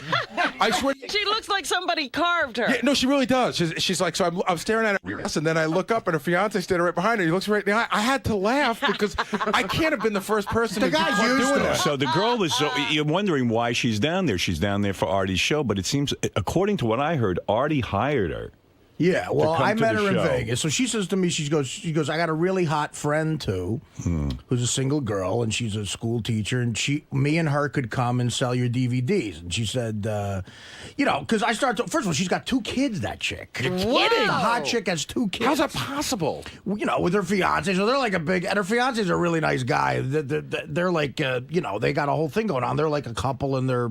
Meanwhile, the rumor was that Artie was hoping she'd come herself because Artie wanted to bang her. Right. No, first of all, that's the rumor. That rumor's completely wrong because I knew that was off the table back in Vegas. So what are you torturing yourself? I'm not Why are you torturing myself. hiring her? I'm not torturing myself. Well, I mean, it's not like I have a. Does she I've mix had at a all? lifelong crush on her since the 8th grade. Does she mix? No, not at all. I mean, I talked to her on the phone. She said me and my friend could come and sell your So you DVDs. thought you were going to get banged a friend, I guess. Well, I thought maybe, I don't know, You'd have a shot. Because the guy said to me, the guy's a very nice guy. We became friendly. There's no chance I would even make that move. And she's got children. It's a whole big thing. But she's as hot as Gary said. Let me see the video now. Now, here she is. This is video that the guys have. And this is Artie's hot friend. Well, we can't see it. There we go. All right, go ahead. This is her by the pool? Hi, Douglas. That's her? Yeah. Oh, she is hot. And you know what? She was in a bikini, Howard. And we don't have the bikini shots? No, because we didn't know who she was when we got there. You guys didn't get bikini? We didn't know who she was. Yeah, I never saw her in a bikini. I want to see the bikini. But you said you had ass shots of her. That was it, I guess. I don't have Oh, ass shots. wow. Here's what happened, Howard. We get to the pool, and all the guys are around the pool, and this smoking hot girl is all by herself across the way. And all the guys it's anger. It's bitch, look at her. You know, like they're angry. So after like an hour of everyone's going to look at her. Who the fuck does she think she is? They're just mad at her because of the way she looks. Right. She gets up and she walks over and she goes, "Hi, I'm Michelle. I'm Artie's promotion girl." And everyone's like, "Oh, hi, so nice to meet you." Everyone has a whole different attitude. But it was like angry men. But what happened was, it was sort of an awkward thing. So she said to me, the husband said to me in Vegas, she's got a friend of hers that's like her twin who works for Maxim or some shit. And, if you're in Miami again, because that's where they live, maybe we could all go out. And I was like, all right. So that's how I started talking to him on the phone and everything. And then I talked to her, and she goes, how about if me and my friend come and sell your DVDs? We could design these. First of all, how about those? They design these outfits to sell my DVDs. They make these beer league shirts. We got pictures of that? They make these beer league shirts with the fucking little hot pants on. And like baseball socks and like cleats and baseball hats. They look like the two hottest fucking things I've ever seen in my life. And the friend was like, Wasn't she kind of leading you on, though, telling you maybe her engagement's going to be off? Without question, no. Definitely Really? not. Howard, 1,000%. She didn't text you no. that? No, Well, we had absolutely heard not. that. So how'd you do? This place is worse than literally the seventh People are grade. adding to How'd the you story. how'd you do with the friend? Did you Well, get anything off her? well, the friend came over, and then it was like, first of all, I went off on the Akira route. I thought I was trying to fuck Akira for most of the week. So Bubba has this porn star, Kira, who is... Anyway, but not the. So the friend came out. She was a real fun girl. She was a drinker, but it was sort of like it didn't seem like I could just bang her. You know what I mean? It was weird, Right. and so it was just like having friends there. And whenever this chick's around, it's just the scenery helps, And they actually sold a shitload of my DVDs. Oh, there she is in the outfit. Yeah, there you go. Yeah, she's smoking hot. You'll see this all on Howard TV. Look at this guy.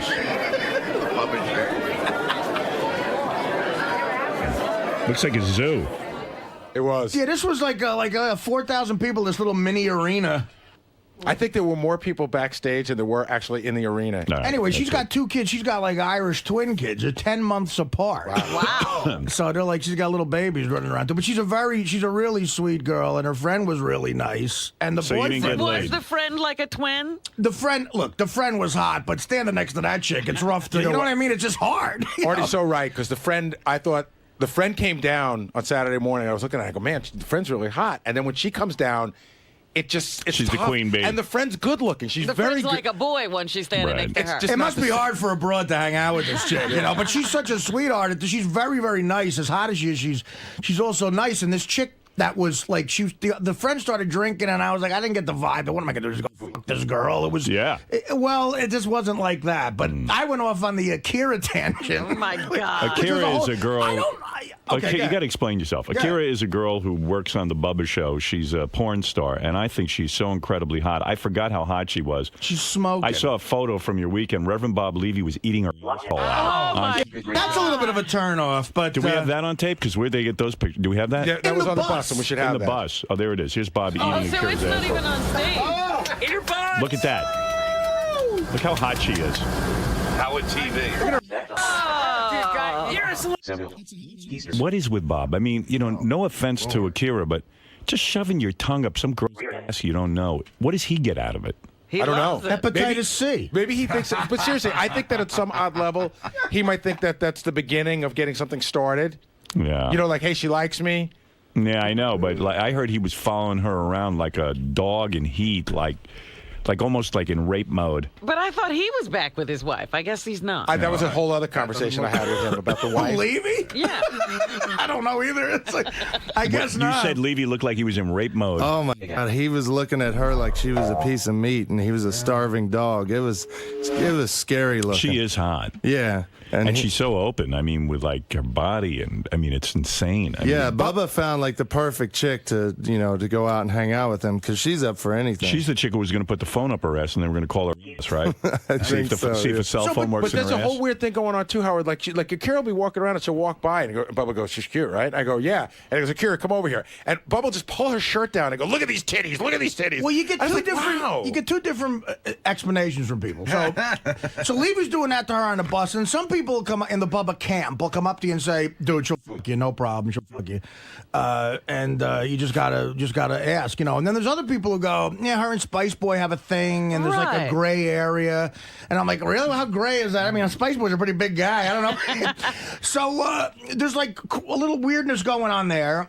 We all went out on a boat. That's another whole story. Bubba got this boat, this like 60-foot yacht for all of us to go out on. Wow. Late Saturday and go and watch. We went to this beach bar. It was so much fun. Ronnie looks like a beat. He obviously I was out in the sun all was out day. in the sun. He goes, "Yeah, it was great at Bubba's. It's a beautiful place. We had a 60-foot yacht." Okay, yeah, the Ronnie stories again. So Ronnie was out the first night. Ronald was the second night because they were You out know all about night. that? Ronnie has a new character. No. Ronnie, the limo driver. Since you called him an asshole, basically, What? he's now Ronald. Oh, I see. He has a character named Ronald. Ronald, here's how it goes. Like he's Martin Short. Ronnie's not here. This started at the pool when I landed. "Hey, Ronnie, what's up?" "Ronnie's not in Florida. Ronald's here. Ronald's very calm. Ronald doesn't get crazy. Ronnie is not available."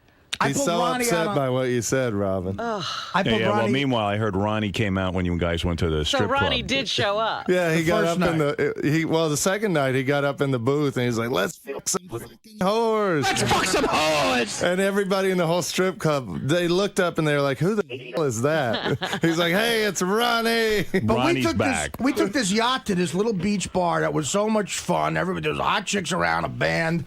We ate, we drank, and then we took the boat back. So look again, Akira's on this fucking boat, and at the Wearing end, what? like nothing. Next I mean, to- like you know, next to- like, next to nothing. A bikini with a thong, but it didn't matter what she was wearing because Gary's right. The guys who know her just pull her top off, and some of the chicks who know her pull her top off. It's like you're not in civilization anymore. That's exactly what it's like. It's like it's a caveman. And Bubba kept yelling at Ross, going, "Fuck Nobu, this ain't. No, I'm sorry, it ain't Nobu." This is the way we have fun down here. We're on the chip for Breezy. He just says shit. I don't know what he's talking about. And so at What the end kind of of the night, girls were on the boat beside Akira? there were a couple of broads that they just knew that I guess were friends of Akira. I mean, whatever. And you guys couldn't fuck those whores? Well, what happened was, so now Akira at the end of the boat trip goes, "What are you doing tonight?" And I'm like, "I don't know. What are you doing?" She's like, "I don't know. Well, let's go out." So she gave me her number, and I go back to the hotel, and I called her up, and I got some voicemail, and I don't know. I never got in touch with her. See, I don't know what's happening with, like, they say her and Spice Boy are an item, then they're not an item. Then Spice Boy's back with his girlfriend. Right. Then so Akira's still hooked on Spice Boy. That's what they keep saying. She's still hooked on him. She is. Oh, yeah? Yeah. Listen, who needs that drama? So you didn't get laid? I passed out Saturday in my bed, and I woke up at 7 a.m., and I went home. Right. On a They shitty... didn't send those two girls, the two runaways, with you to your hotel. I don't know if I wanted to be with the two runaways, Robin. I really don't. Bubba got a hold of me, and Bubba goes, we were out on Friday night. Bubba goes, "What's the deal? How come Artie never wants any of the girls I send him? What's his deal? What's he all about? Is he not into it? What's going on?" Well, I first of all, those chicks aren't so apparently into it. It's what it's already supposed to do. I mean, how does he get the deal Like done? they act like after the show was over, I was supposed to get one of them in a headlock and bring him to my room. Yeah, I mean, there's a move. Bubba keeps thinking he's setting Artie up on the air. He gets these girls to agree to all this stuff, but I don't know what happens when the microphone But goes all he's off. got to do is stop at one. That's where Bubba doesn't get it. He goes, "Okay, now we got 4 chicks coming to your room." Now all of a sudden I got, what am I going to do? Get him to sheetrock the bathroom? But one of them, get 3 of them to sheetrock and one of them to have I need sex one of with them. I don't need 4 chicks. I don't know what kind of Elvis Presley he is. So Ronnie, what is Ronald now? Dude, I was trying to be Like you asked me to calm down and So not why don't you drink. just be Ronnie calm? Why do you have to be calm. Ronald? I was joking around. I was joking around. Yeah. That was all it was. I had a few drinks. And then the thing with the dollhouse, you know, you're an idiot too. I swear, Richard, you really are. What I said was true. The DJ that worked at the dollhouse used to work on Bubba's show. This guy Jimmy Jam. Okay, so when he saw we were there, he called me up to the DJ booth and he goes, "Hey man, you want to do your thing here?" He says, "This place you can do it. You won't get in trouble." So I said, "All right, fine. I'm trying to make the guy happy." I did it. What was the big deal? All right. So you yelled out, "Let's fuck some whores"? I drank no tequila. Let's fuck some whores. And that was I had a great time. I got to say, I had a great weekend. It was a lot of But fun. nobody at the dollhouse even knew who you were. They looked up you're at so you like full you of were shit. some kind of You jerk. know what, Richard? Shut the fuck It up. was like Because, you know, in the there's middle of a song, and Yeah, he just right, yells yeah. out, "Let's fuck some fucking whores." Talk to Jimmy Everybody Jam looks about at it, him man. like, "Who's this Dude, asshole up there?" Talk to Jimmy Jam. He's the one who asked me to do it, you moron. In the middle of my set, I pulled Ronnie on stage. I go, "Come on, Ronnie, say let's fuck some horses." And 4,000 people yelling. He goes, "This is Ronald, not Ronnie." I'm like, "Ronnie, better come out right the fuck No, out." Artie, what happened? Here's what happened with that. Artie has this thing. He hangs out backstage and he listens to his iPod. He listens to his music. So he really doesn't hear what's going on. They had brought me up 10 minutes before that, and I had already done it. So Artie's up there. So and what, you have a rule you don't do it twice? No. So he did his set. Doesn't want to overuse his "Let's fuck some Then he whores." calls me. Then he calls me, and I go back up. And He's like the "Let's get ready to rumble" guy. right. I told him he should.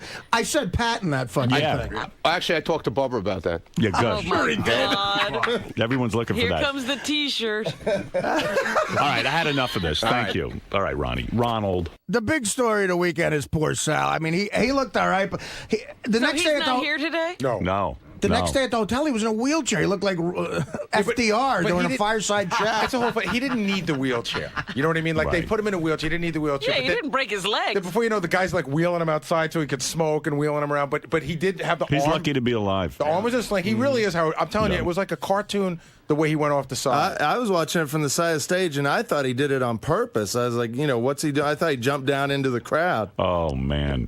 Shuli, what do you want to say? Well, what's funny is right after that happened, Joey Boots was down there, and we had a bunch of cameras filming it. And Joey turned around and panned to the crowd who were up against the rail. They ran up to the rail to get a closer look, and it really was like gladiators. Like people were like, "Artie's going, is he moving?" And people are like, "Yeah!" And they're like, "Yeah, he's dead." There were a couple of vicious people. And then we go out back, just to talk. I went to talk to Gary, because Gary was really bummed out at first. He was like, "Man, this sucks. People are going to think I shoved him." And we go outside, and we're talking, and 2 seconds later, you hear a fan go, "Hello, murderer! How you doing, murderer?" It was a weird thing too, because it's so difficult with him to tell whether he's kidding around or not. He makes the same as he made that face like, and we really couldn't tell if he was hurt or not. And somebody said his wrist is broken, and he held it up, and it was fucking twisted and shit. Nobody knew. Oh, man. Neil, you're on the air in Manhattan. Yeah, Neil, go ahead. Yeah, I examined Sal a minute after he fell. And are you a doctor? Oh wait, this is another doctor. This guy rules. Yeah, psychiatrist. You got to hear what we did to I'm him. a psychiatrist, but I'm a doctor. So Right, you're an MD. Howard, without an X-ray, that he had a bad break. And Sal wanted to thank Dr. Shankman. He's the guy in the audience who set the bone. And Sal was on an All right, guys, what are you telling Who me? would have thought we had a doctor in the front row at one of our shows, an orthopedic surgeon in the front row? Yeah, But it's amazing. Do we have pictures of this guy, Neil? Do we have pictures of What happened to me? Yeah, This yeah. is the guy that they. This is Rapid Nutty Fruitcake's manager. Yeah. So he wears a toupee, and they get back there and they make fun of him. They de-haired him. So they just pulled. At one point, they just pulled his toupee off his head and started stomping on it. This is Sal initiated this, here we okay? go. Oh, there it is. Oh, yeah, now I'm watching it. It got me bad. Oh. God, I'm like a senile psycho. Do you want to see the plugs too? Kiss the top of his. So Sal's abusing him, Howard? Hey, This is before the show. He's like, he pulls the guy's toupee off. The guy's head kind of hurt. Like a traumatic experience that Sal just initiated, throwing booze on his. And then right after the show, this guy's saving Sal's life. Right. Right. Yeah. And in my car, Howard, I told Sal, this happened to you for doing that to me. We put the doctor's hair on Shuli, and he actually looked great. Like, it looked really good. Yeah, it didn't look too bad. I got to tell you something. I'm just watching the tape of you getting your wig pulled off. Your hair's not. You don't have a bad toupee. Oh, Howard, you got to see him live. Oh, yeah. Neil, I love you, man, but I've been wanting to tell you this since I've known you. Fuck the Artie, toupee. Wait a minute, Artie. When I first wrote for you, you said you pulled some shit on me. You told me you wanted me to write for this phony gig. You punked me. Neil, you're off topic. What about you keeping the toupee off? Artie's suggestion. I'm just saying, yeah, it might look better without the toupee. It looked natural. Well, it all Everyone's started. telling me that. I told my wife that, and my kids, and they're like giving me looks like. Yeah, but what? Oh, there's Shirley with the wig. Hey, but let me ask you something, Doctor. Call me Neil, Howard. All right, Neil, you got those scrape marks on your from getting a transplant. That's glue. That's glue because it's bonded on. Oh. I really don't want to take it. It's on there good. It was hard to pull it off. Yeah, that must have tickled. But it all started because I was looking at him close, and you see nylon webbing on the top of his head from the front of the wig. I was like, "What is that?" And so we started to pull it back a little. Are you bit. a practicing psychiatrist? Yeah. So, don't you think your patients are obsessing on that nylon and shit? I mean, I'll tell you a funny story. This is amazing. One patient says to me, "You got it so good. You got a beautiful wife. You're a doctor. You even have nice hair." He was a bald patient. He didn't realize. I said, "Dude, one thing, all those things are true, except I don't have my own hair." And I set him up with my hair guy. Yeah. And 2 weeks later, this patient comes back, and he's got the worst hairpiece you've ever seen in your life. So I go to my hair guy. I said, "Louis, what the hell did you do to this guy?" He said, "Doc, you know that old hairpiece that your last hairpiece that you were done with? Your patient came in. He didn't have much money. I gave him your old hairpiece." Oh, no. And this is a true story. He's walking around with your hair, huh? Old, ratty, horrible. The worst hair you could possibly Yeah, have. you ought to lose it. Just shave your head. We'll see. But anyway, Sal was signing autographs from my car, writhing in pain, believe it or not, as we were leaving the parking lot. Some doctor was saying, some other doctor in the audience was saying that this guy Neil didn't have any clue what he was doing. The guy All was right, like, but at least he's got some medical background. Oh, come on, Shuli. I'm just telling you, the guy was like he'd offered to put ice on, and Neil's like, no, he doesn't need ice. He doesn't need ice. I'm the one who asked Tim Sabian to get the ice, which he couldn't. No, Neil totally helped the guy out. I mean, Sal, Artie, you asked me if his wrist was. I told you his wrist was broken. Yeah, I know. Remember you looked down at me? Yes. Yeah, all right. Thanks, Neil. Let's go to Edwin. Let a couple of people say hi in Tampa. Edwin. Hey now. Hey now. Listen, I just want to thank Sal for the weekend. That he provided the best weekend for my wife and myself. First of all, for getting shot in his ass. My wife she's not a big show, the Stern fan, but she loves Sal and Richard. And then when he busted his ass on stage, she's just become how can we call it? A Salaholic now. She just loves the guy. Well, Sal falling off the stage, he is lucky he didn't break his back. Well, I'm sitting here thinking to myself, yeah, he made that mask. And one of the things, they always say on Halloween is your kids are vulnerable. Right. Because they can't see out of those stupid masks. Now Sal's got to do that at every show. He's got to take the fall right off the Right, stage. yeah. Now he's got to start to rig it up. Somebody finally thinks he's hilarious. It's like Daffy Duck. He can only do it once. Well, if is this the start of him becoming addicted to painkillers because of all the falls he had to take? Like Chevy Chase? Yeah. John Boy, you're on the air. I'm John Boy, and I'm a Salaholic. All right. Yeah, this guy has been stepping up to the plate, Howard. I think he's looking for a raise. I mean, he is great. He is great. It's a contract year. Just Sal arguing with his wife is good enough for me. Oh, yeah. And his songs. I mean, forget about it. Right. I wonder, John Boy. What's this? When a guy gets shot with paintballs in his ass, the way Sal did. The picture's on howardstern.com, by the way, for that other fan who was really anxious to see it. He could probably still catch him. Yeah, there's the video. Boy, Christina's so cute, too. And what were you saying, sir? I'm sorry.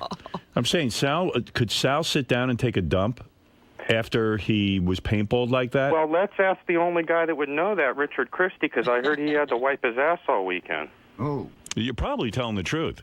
And the next time you guys do that, you should fill those paintballs with Richard spit so it doesn't hurt so bad. Yeah. No. Something Sal would be used to. All right, John Boy, thanks. Hey, no problem. I'm always here for a good idea, All right, John Boy. I think, that piece of tape on Sal's looked retarded, but could you imagine? I wonder if that actually happened once where one of those paintballs went up a guy's ass. Sure. Well, he was very smart to do that. I didn't think it was important until you saw what was happening with the paintball. Oh, forget it. Yeah. Let's go to George. George, you're on the air in Lakeland, Florida. That's where Artie and the whole gang appeared this weekend to some 4,000 people. Hey, now, I know. had a good show. It was okay. I'm not sorry I went, but I wouldn't go again. Really? Why is that? Well, partially it had to do with the arena. They had like 2 bars open for the whole show, and they cut the bar line as Artie was hitting the stage. Yeah, that ain't a good idea. No. Because then they get mad. Like I'm drinking on stage, they're not drinking. Exactly. Why would they cut the bar? Because they want people to sober up? I think- Because you're the closer?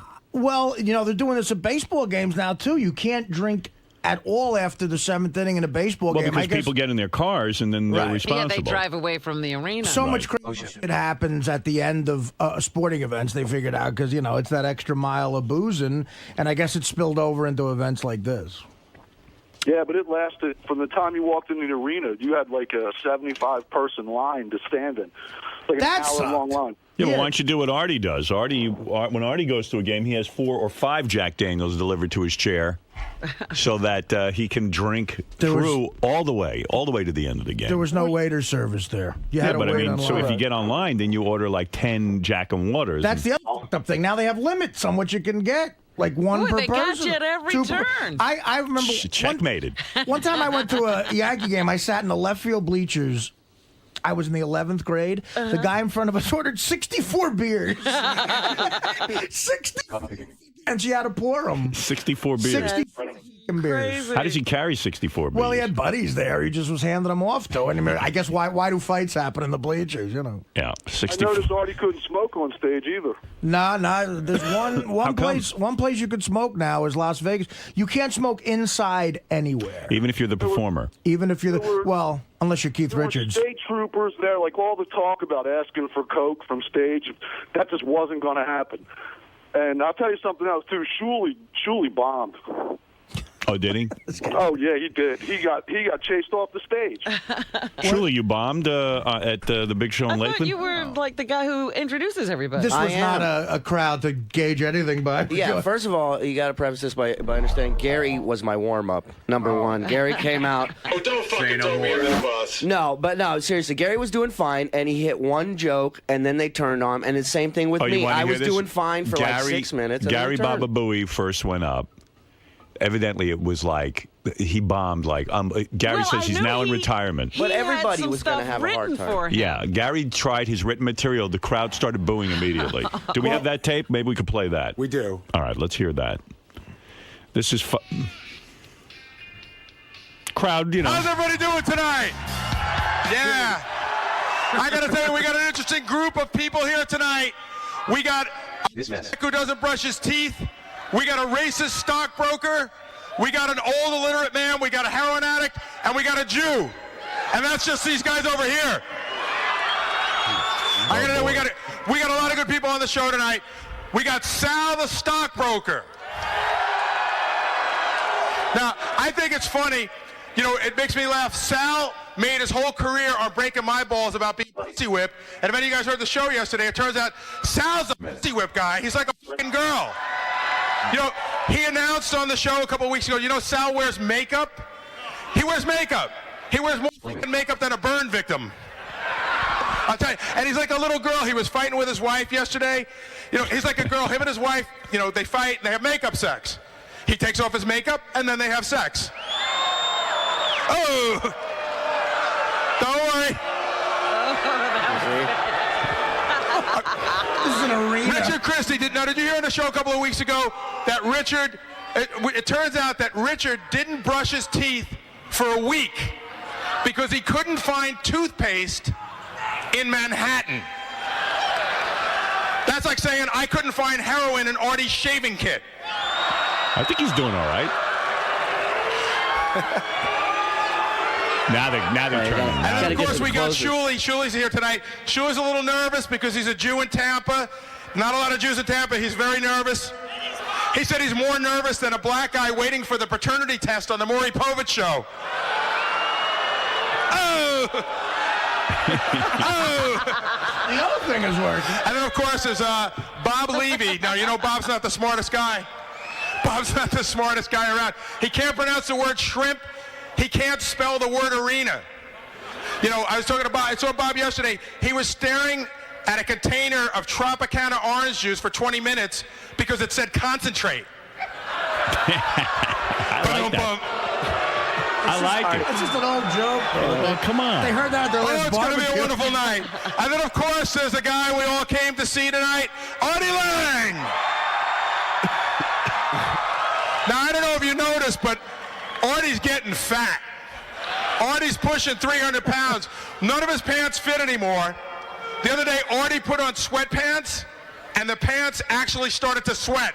I like that. Boo. I was booing you, too. Don't worry, there's more, motherfuckers. You know, Artie's a single guy now. He's out on the prowl. He's looking for pussy. I was talking to a girl in Vegas last week that he fucked. She said Artie was like riding a roller coaster. You're on it for 2 minutes, and when you get off, you want to throw up. I like it. Did you really talk to that All right, girl? are you ready for some real comedians? That aren't me? All right, I'm going to bring Brent Hadley back up. Brent's going to keep the show going. Let's hear it for Brent. Brent. He's a comedian? No. That's Brent from the Bubba Show. I know, but he's No, a what happened comedian. was See, Brent's got the move. He just goes up and announces. I got to give Gary credit for at least trying to do jokes. But Brent and Bubba go up and just say hi. You know. Yeah. Can I tell you? And then I want to they hear tell Brent and who's coming Bubba. I up. want to see what they're doing. They just say hello. Right. They just say hello. But Artie, I felt really. I don't think you did that bad. I didn't think. No, he didn't. He didn't. But what you can't hear and what you don't understand is the second you pause on stage with a crowd like that, that's when they start yelling at you, and they yell from the show. It's not even. It has nothing to do with you. But I And kept for going. me- I kept for me- going. No, you did, and I tried too. But for me, what you got to understand is there's 3,000-4,000 people yelling every Jew hateful thing in the world, and it's like you're getting nailed from every angle, man. I can fight handfuls, but not the whole 4,000 people. Howard, man. you know what the worst part for me was? The only person I really give a shit if he was happy with the way it went is Artie, because it's Artie's show. Right. And I don't care what all the other guys think. I just want Artie to be happy. He's paying me and everything. So I go backstage and Artie goes, Jesus, what the fuck is wrong with you? Who gave you that concentrate joke? That joke's 1,000 years old. What the fuck gave you that? He was like visibly angry about that joke. I wasn't. I didn't mean to sound angry. I felt so about it. bad. I felt bad for you. I said. I felt bad that you had to go through that. I said, just before you do it, just make sure it's not a joke that they could hear at a bar mitzvah. You know? Yeah, listen, I don't have the passion that these guys have, so that was my farewell. you did a good performance. job, It's not fun. You know what? I can tell you, Howard, it's not fun. It isn't fun. There's 3 hours of sitting there worrying about, and all the comedians, everyone's bouncing their jokes off each other, and everyone's trying to help each other, and then everyone's ignoring each other because everyone, like at one point, you walk back and Richard is just pacing in the middle of this giant room, doing his act. So you can't talk to Richard, and it's well, they're there to work. But It's a there's no horrible joy way to make a living. It is. It's a horrible way. Oh, I imagine so. I mean, it just seems horrible. It seems like I felt for you being out there with those jokes. Uh-oh. Yeah, but he stayed in bail though. He did all the jokes. No, he did. A He lot did of people fine. will bail. Yeah. Well, you know what? Who knew it was such a joke-savvy crowd? I was thinking about you though, Artie. Like, like everyone is like backstage, and there's 40 people on the bus. I guess you had a big bus to bring. I mean, do you have any downtime before the show? I mean, None. how do you concentrate? I in that don't. fucking zoo. The only time I concentrate is when I look at a bottle of orange juice. What about your sweatpants? Nice. No, listen. You're right. It's horrible. It's not run But properly. you have set this up this way, that you're Mr. Party Animal, and so now people expect you to be partying before, during, and after the You're show. like Joe Cocker on the Mad Dogs and Englishmen. Yeah. No. Well, there was a dressing room where I could go, sort of, get out. Gary, of the you way. said Artie has like no downtime. Well, I felt for him, like we get on the bus. It's a 45-minute ride to the venue from the hotel. And you get on the bus, and it's all the guys on the show. It's, Sal and Richard and me and Shuli. It's Michelle, the hot girl, her fiance, Akira, Levy eating Akira's ass. Levy. And then there's lots of people there were people on the bus that just didn't know who they were. Is there drinking on Yeah, the bus? well, we went out and got a couple cases of beer, so we're drinking. But Artie wasn't drinking on the bus because Artie's trying to get ready, and Artie's got this thing where he keeps his headphones on a lot. Right. I think that'll be a deterrent, but it isn't. And then, and then it would be weird because Shuli and I were sitting next to each other, and Richard was sitting next to Artie, and every time Shuli and I would try to have a conversation with Artie, for some reason Richard had to have a conversation down the bus, and we would be talking, and he'd go, "What are you gonna do when you get there?" And you're like through Gary's face. But Like, don't he you wouldn't want to even- conserve your energy for But the show? but let me ask you Or this. am I If just I being had asked- neurotic? No, you're 100% right. If I had asked for a separate car, Nobody would have thought. I would not have for 2 years. I would think that was a move. I would not thought less of you at all. Why is there a bus? Well, first of all, this is 45 minutes. Gary's being nice. It was an hour and 10 minutes. Well, no, 45 minutes to get there. And That's a rare thing. And a half an hour to be lost, Howard. We were lost for half an hour, like 5 minutes from the venue. It was retarded. There's a picture. The bus driver should learn how to get there. There's the bus. It looks like a zoo. In the back is Levy's rape area. Yeah. In the back of the bus. Oh, yeah, Levy, the lighting from that camera they had, and Levy's gray hair and wrinkles, it just, and he had that Akira's, like, juices all over him. The one thing with Artie I'll say about this is he's such a nice guy that everyone he meets, he just doesn't say no to people. So before you know it, They're all his on the bus. backstage is packed with people. And you're like, who the hell is Yeah, but I this? think he's in getting laid mode too, so he's trying to get some action Yeah, going but it's back all there. guys. Right. He's not good at If it. I was willing to Fabrizi. Hey, Howard, there is one other thing, and I haven't heard this yet, so I'm going to take a chance on it, but the guys in the TV room are telling me it's pretty good. I guess, I didn't hear this, but I guess during Artie's act, somebody made, like, a bad comment about Dana. Yeah. And Artie got, like, not funny for a minute. Like, angry. Good. Let's hear that. I like when Artie gets not funny for a minute. We got Dana's a whore. Hey, Uh-oh. dude, honestly, I got about a year left on my liver. I will gladly spend it in a Florida jail for shoving this glass through your skull. Wow. Defending his And the woman. only thing that'll make me smile is the memory of my freaking glass going into your eye. And blood spurting out and getting all over your McGillicuddy shirt. Wow, Artie. Nobody calls my Dana a whore but me. Brought it back. There you go. Nobody calls my Dana a whore but me. Were you really pissed, or you were just kind of going somewhere with it? You're doing a Michael Richards. What, did you plant that guy? Yeah, I planted him. Me and him are good friends, actually. I think they're saying Dana. I was doing a Michael Richards. I think he's yelling that out because he's like, she broke up with Supportive you, so of he's me. supportive of you. That was another person's theory. Well, that's the one thing with this show, man. And as a comic, you're on the road, you're doing stand-up, and next thing you know, your like most flawed thing was out on the air, and they just yell that at you on stage, and you're crushed. Yeah, well, it sounds like a wild weekend. It was fun. We had a good time. Look, I mean, Did you again, see though- Bubba's wife's tits? Yes. Oh my God. What? The What do you strip mean? club? She whipped She him wore. out? How about the outfit she wore to the show? It was like a denim like outfit where it was like tight jeans with a shirt that was open, like 4 buttons down, open. So all you see is. But what just happened when you go to the major strip club? cleavage. Did she just take her whole top off? I didn't see anything like that going on at the strip club, but on this boat that we went out on, her and her friends there, the chicks, like the Akiras and everything, they were pretty liberal with the tops. Heather took her top off too? Not like for a bunch of time, just like real briefly. Oh, So but she did take it off. Yeah, pretty briefly. Yeah, You saw her nips and everything, right? for like a second. Yeah.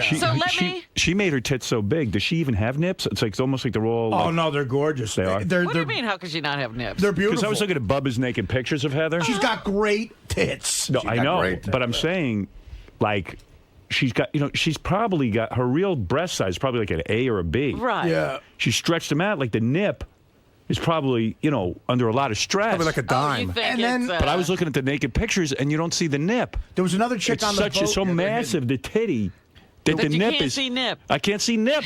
There was another chick on the boat all that tit, no nip. had really big. It was one of the best tit jobs I've ever seen. They were big, maybe a little too big, but like works of art, perfect. Is Brent's wife on too? Is she taking her She's got top great off? tits, too. Brent and his wife weren't on the boat. Oh, okay. So I don't know about that. All right. Yeah, now, so I have Heather. one- Wait a second. Heather pulled off her top. Yeah, but I'm talking about like there was a moment where her and Bubba were hanging with a friend of theirs, and And what's for, she like, in, a thong? Joking around for like 2 seconds. You didn't take. But her what is top she in, off. a thong? Like, is she no, like in a she big- had on a pair of like a jean skirt, real sort of sexy jean skirt with Yeah. with a bikini underneath it. Yeah. And so you saw like the top of the bikini, like that type of thing, very hot. Yeah. And then like a bikini top where just like, and she's another one. She's really nice and everything, and you get like. And then when Akira takes off her top, Heather gets jealous and like has to show her titties. Akira never takes off her top. Someone else always does. Right.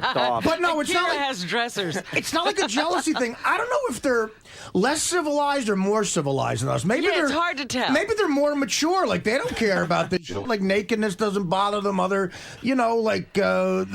girls are very friendly with each other. It doesn't seem like there's a jealousy going on. Any making out going on between the girls? Between Akira and this other chick, yeah. Oh yeah. Now I have one question. Not Heather, Artie. I didn't see, but she had Heather got upset because the other day when they were asking you who's hotter, and they said Angie Everhart or Heather, right? You chose Angie. Angie's a supermodel. Well, Heather how you got gonna very upset. Yeah. Well, we worked and it out. And she said, she actually said, I'd probably, give Artie a little release. But he who knew didn't pick that? me. Who knew that? Look, you know what? I don't know. Yeah, Again, that'll be comfortable. There's the other thing where who's going to do, even if that were true, which I don't think it is. Do you think she would jerk you off? Bubba's wife is that much of a player? I don't think she would, but even if it were true, I mean, I'm going to do that. I'm just telling you what I heard. I'm a dog. If Heather said to me she'd jerk me off, I'd let her. And then I'd worry about the relationship later. I don't know what men going on with you. I'll just say, hey, I don't know. I don't think Bubba would have a problem with well, it. that was my other question in the code of men. I think he would. Who was more wrong? Because the guy, Hamill, I guess his name is. Yeah, Hamill. Was the guy who got the up from Akira. And he knew that Akira was doing this to piss off Spice Boy, and that's his bro. Akira's a porn star. There are no rules of there's something Wait a weird. minute. There's a you whole... don't get jealous. Spice Boy to get his shit together. You don't get jealous over a porn Meanwhile, chick. Spice Boy bangs everything that walks in that studio. No, well, it's see, just now I ridiculous. heard that's not true anymore, too, because he's in a committed relationship. He is? So then you shouldn't even... But wait a minute. Let me ask you. So Hamill can bang Akira. That's no problem. Of course. Anyone can bang Akira. Now, all right, then let me ask you the other question. Was Bubba wrong to call his wife? And let her know? Of course. Yeah. Absolutely wrong. Yeah, but you see, I met Hamill's wife. I would never forgive him. I met Hamill's wife on the boat, and Hamill's wife seems to be fine with everything. She's not even upset. They seem to have a thing. I think I don't know what's going on down there. But Howard, let me, it's a bizarro world. Let me play you one more thing. They're good hosts, though. I'll tell you that. Thanks, guys. It was a great week. It was a great weekend. Well, it's all on Howard TV. What do you want, Doug? This whole thing with Hamill's crazy. The wife was pissed because she didn't know that Hamill got it from Akira. Akira lives with Hamill and his wife. Right. Oh. And that's the wife's girlfriend and Hamill's girlfriend, and they all have a three-way relationship. That's the detail. So then it's then Akira lives with them. That's right. Then all bets are. You know what? Wait a minute. It can make your head spin. No, it's I didn't nothing even wrong get the connection. What did you just say? Akira lives with Hamill and his wife, Lori. Yeah. And Lori and Akira have a relationship, and so does Hamill and Akira, and so do the three of them. Oh. That's why when you said Robin puzzled me because I thought there was no Bubba problem. did nothing wrong because it's all known that She was it's all pissed. bullshit. She was just pissed that she didn't know he got it. Anyway, sounds like you had a wild weekend. I got one more clip for you, Howard, because you just reminded me talking about this. So everybody's on the bus. I luckily wasn't on the bus coming back, and Hamill and Akira and Levy are in the back of the bus, and they decide that both of them are going to make out with Akira, and then Akira pulls away, and Bob and Hamill start kissing each other, and Bob doesn't back up. What? Well, You got that on tape? Yeah. Let me see. All right, there they are kissing Akira's. Oh, look. Here they go. Come on, you fucking whore. You know you want it. Oh, my goodness. No, Bob didn't do it. No, he put his hand over They were his saying he mouth. didn't back up quick enough. Yes, he did. Dude, he did that all night on the bus. He would sit there and try and like French kiss Bob. Well, Bob didn't go for it. Right. This guy Hamill's out of control. He is. He is. I mean, he's insane. got a lot of money. He's like an independently wealthy guy. Really? And he works for Bubba because he likes working for Bubba. And he's a lot of fun. But, man, you better have your party shoes on when that guy's around. Well, I got to take a break. Shuli, thank you. Amazing. Glad So you- is Hamill into men, too? No, I don't think so. No, I don't know. Just into Bob. Who isn't? Sal, we know you're feeling a little blue. You're not in today, so we just wanted to send out a get well from us to you. I want to send a special message out to my lover, Sal. It's not the same without you here. I miss you more and more each hour, and He does. He does miss it you. hurts. I caught him sticking his dick in a toilet paper roll earlier because he It's not misses the your, same, though. It's your not the rectum. same. It's But not the same. we hope you get better soon, and we hope you're ready to fall off stage next week at our gig. And the week after, took because one that's your for the new thing team. now, dude. Yep. You're going to have to keep doing that every People are time. expecting it. Yep. So, Get well, buddy. thank you. Stern Show down in Tampa. Ronnie, Ronald, I like them both. That's what I found out. Ronnie's a good security guy. Ronald, nothing but a gentleman. Sal didn't kill on stage, but almost got killed. And Bubba's very generous with the whores and the money and the booze and the weed. Let's rock and roll in Tampa, baby. Fabrizi. I'm a Chip Fabrizi. Hey, it's Gary Delabate, Bubba Booey. Crazy weekend in Florida this weekend. We hung out with the Bubba guys, and they're living in their own world down there. I don't know what they're up to. And then Sal fell off the stage and almost killed himself. Hi, Sal. Sal's not here today. Hope you feel well. Hope you get better. We miss you, and I guess we're sorry that happened to you. But really, it had nothing to do with it, I swear. Anyway, that was our weekend in Florida. So what you just saw is just a taste of what went on in Florida this weekend. And coming soon to Howard TV is going to be an amazing special just solely dedicated to the Killers of Comedy weekend in Florida. There's going to be tons of footage of Sal falling off the stage, hilarious footage of me and Sal pulling off this guy's wig. There's going to be footage of everybody drunk and just going crazy on the party bus. Footage of Bob Levy with his face in Akira's ass. It's going to be awesome. So it'll be coming soon to Howard TV. What is it, Ralph? Come on, I got to get out of here. I'm sick. Yeah, yeah, I know. I was trying not to call him, but he just irked me with this John Edwards thing. I mean, Nothing to irk. It's come on. This is a great man. This is the kind of guy you want running. No. As opposed to like a Giuliani. You don't have like a family. Monster. You don't know what you're talking about. No, come on. Giuliani's a great guy. No, he is not. Get the fuck off my phone. He just really dislikes Giuliani. Please. There's no way. I'll give you $10,000 if that guy wins. He's unelectable. All right, whatever. John Edwards should be home now. He's got to prepare his wife for dying. He's got to prepare his children. He's got to. But preparing her for dying? Yeah. It's a huge thing that's going to happen. No, this is not called it. You don't stop your life. Talking about. This is a guy who wants to be the president of the United States. This is a man who wants to better the country, and he should be supported. He will be supported 4 years from now. No, Thank you. we don't have time for this. We need by the way, if the wife is still alive 4 years from now. Then he'll run. No. Yes, he runs now. By the way, I got to talk to you. I'm going to talk to you on Thursday. Edwards and Clinton. I've been thinking about you, Ralph. What are you, having a serious discussion with him? Well, I'm not going to bring it up on the air because Ralph asked me not to. But he starts in with me last Thursday about his schedule. Uh-oh. And I've been thinking about it. I came up with an answer for you. Oh, okay. All right? Okay, good. You want to talk about it right now? Sure.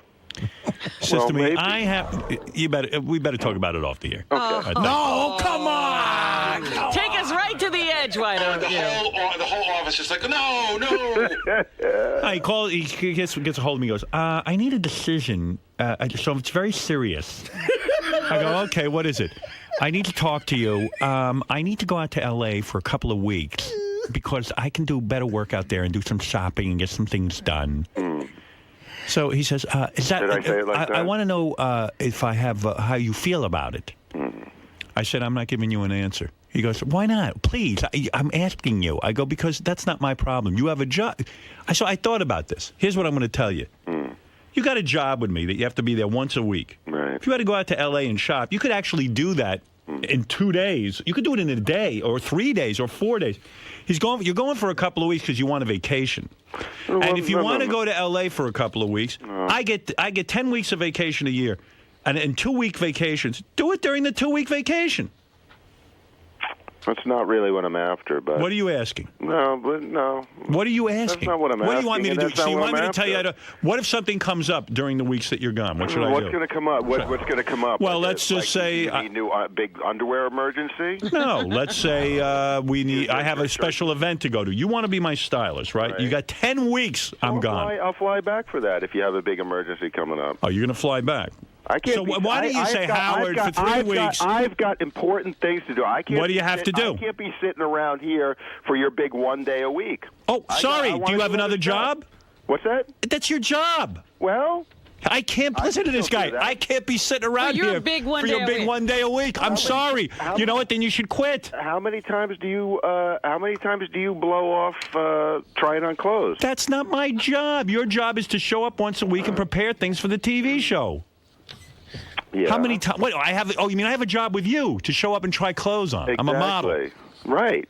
Honestly, I This is love so- Ralph this to the guy point is where such a I've never fucking met annoying- somebody like Ralph in my life. This is astonishing. Ralph, you're astonishing. arguing. Your argument shows how useless you are. Do you realize that? Why would you say what big emergency are you going to need me for? That's not how you argue. with somebody. I'm not arguing. I'm You're not taking a paycheck? I'm not having this discussion on the air. I'm joking around. There you go. So there you go. I mean, if you can't deal with this off the air. I said I you have would. to have You said let's do it on the air. No, I didn't. You did. No, I said to you, I'll do it off the air, and you said no, I'll do it now. No, I said let's talk about it off the air. But you just said he could talk about it now. You can't have a serious conversation with me off the air. No, I'll have. Listen, it's not my job. You have a job to be there once a week. Why do I have to have a serious conversation about I it? was trying to explain to you what I needed to do out there, and you're like, What do you need to do? Because I don't want to hear it. I don't know why it's my job. What kind of friend are you? I'm trying to talk to you. I'm not a friend. I'm your boss. Clearly, you're not. No, I'm your It's all about boss. you. You took a job, and now you're telling me I don't want to do my job. I didn't say that. What do you want to do then? Tell me. Tell me what you want to do. You're not asking me. You're telling me what you want to do. Yeah, I'm asking you what you think. This is my thought, and I was getting your reaction. Clearly, I think you have a job. Clearly, you're having a negative reaction to my thoughts.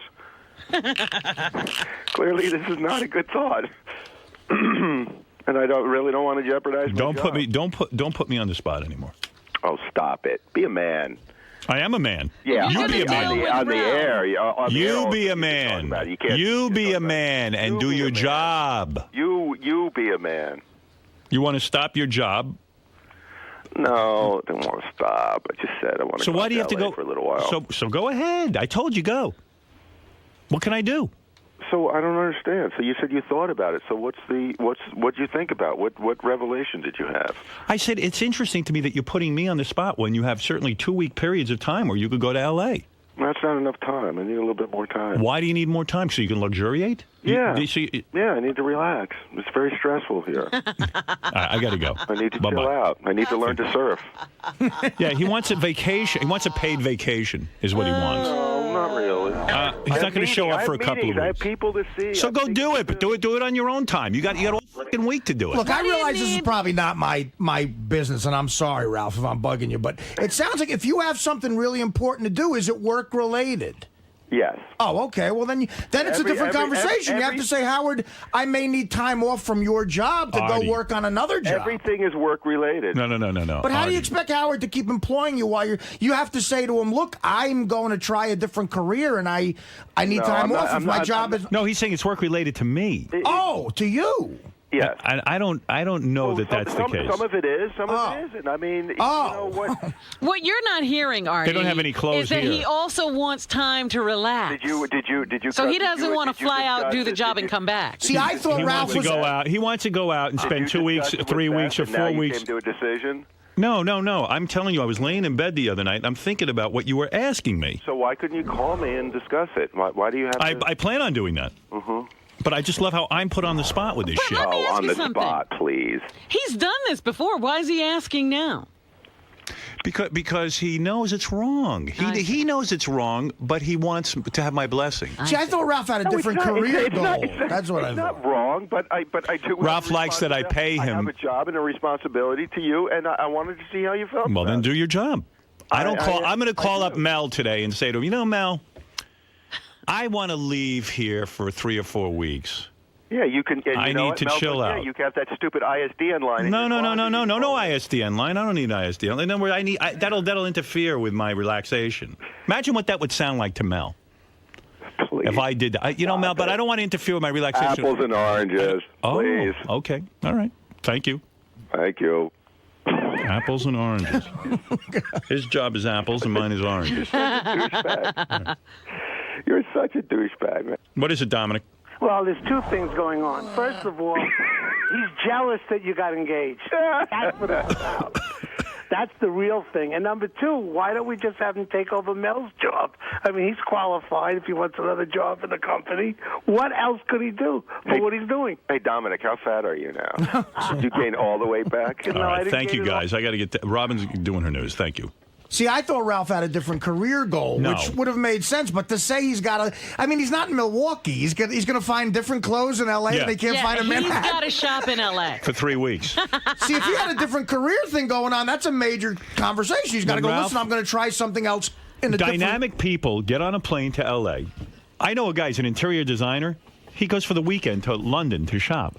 Right. You get on a plane to L.A. You can go out there for 2 or 3 days. If you really have some stuff. To do, yeah. If you really have some stuff that you can only get in Los Angeles if you have and not stuff to in Manhattan. do, right? You don't need there for 3 weeks. He's And basically. even any meeting, you could plan it all in the same time. I realize I'm going to myself. He's saying to me, "I want to be there for 3 weeks," because he's like too lazy to get on a plane and come back home. I have to admit, when that conversation started, I was sympathetic to Ralph in the sense that I thought Ralph had figured out a different career in L.A.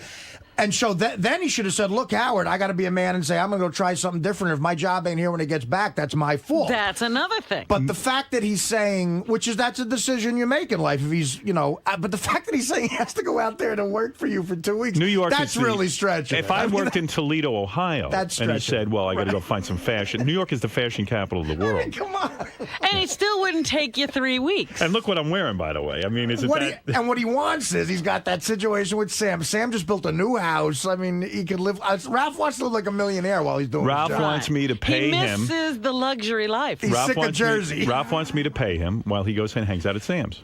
That's know what he's what? asking me. Ralph, I really tried to be on your side there, but you know what? Howard's right on this one. You can't make an argument where you're going. And go hang out with Sam for 2 weeks on vacation. What? I mean, what do you want from me?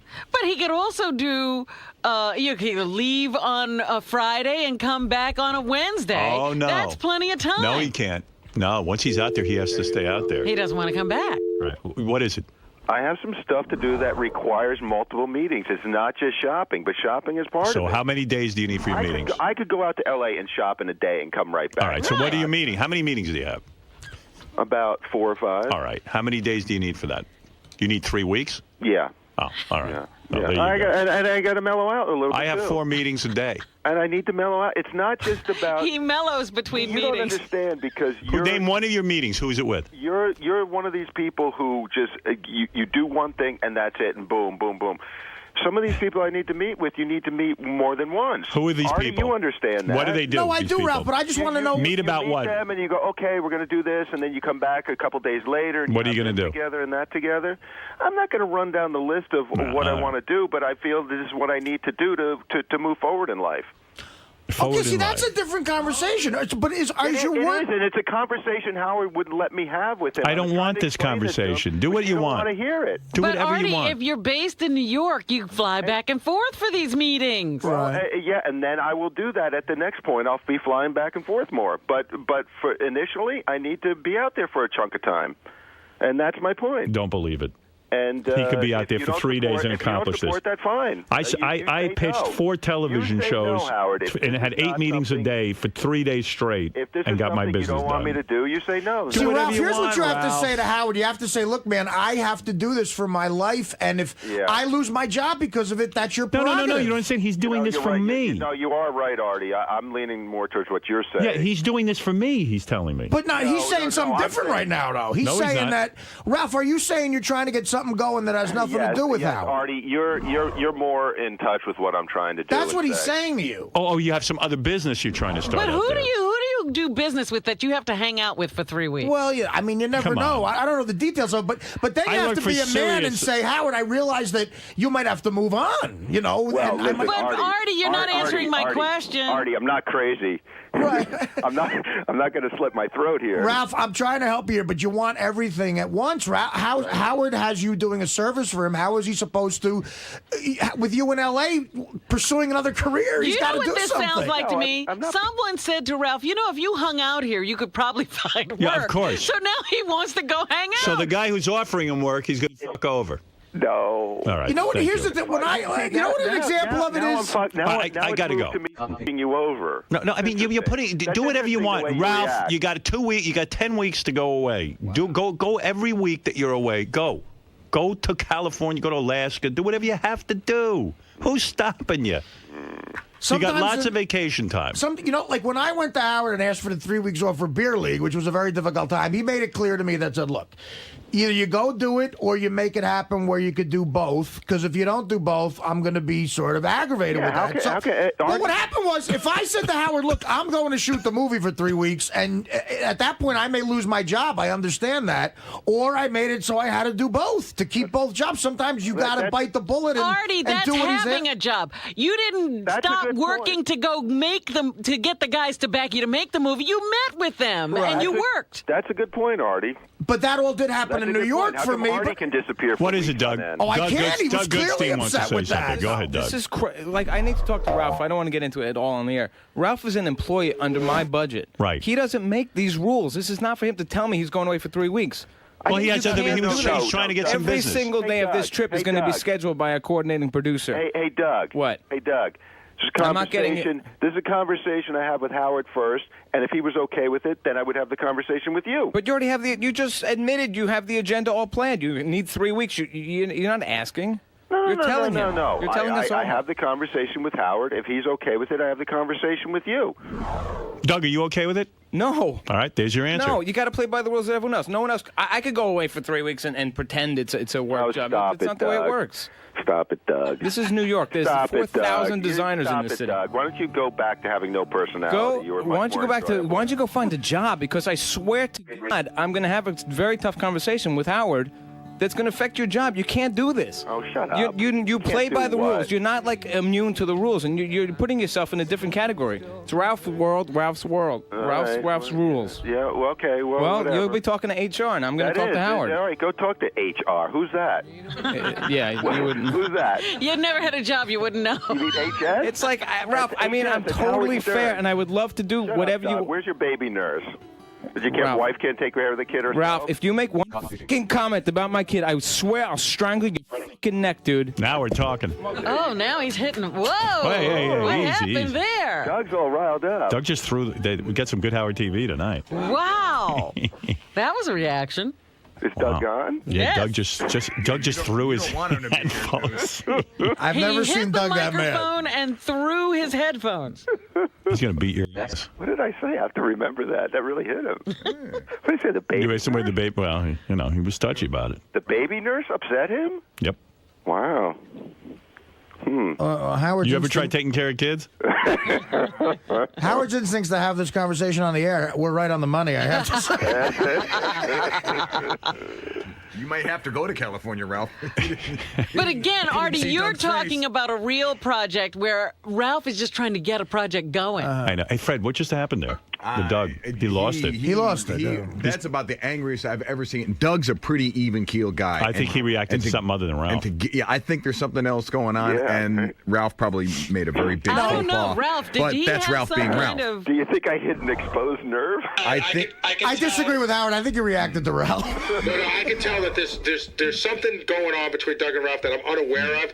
But while you were talking to Ralph, Doug kept talking to my intercom just about how little Ralph seems to do. So I could tell that there's tension. There's somewhere. friction.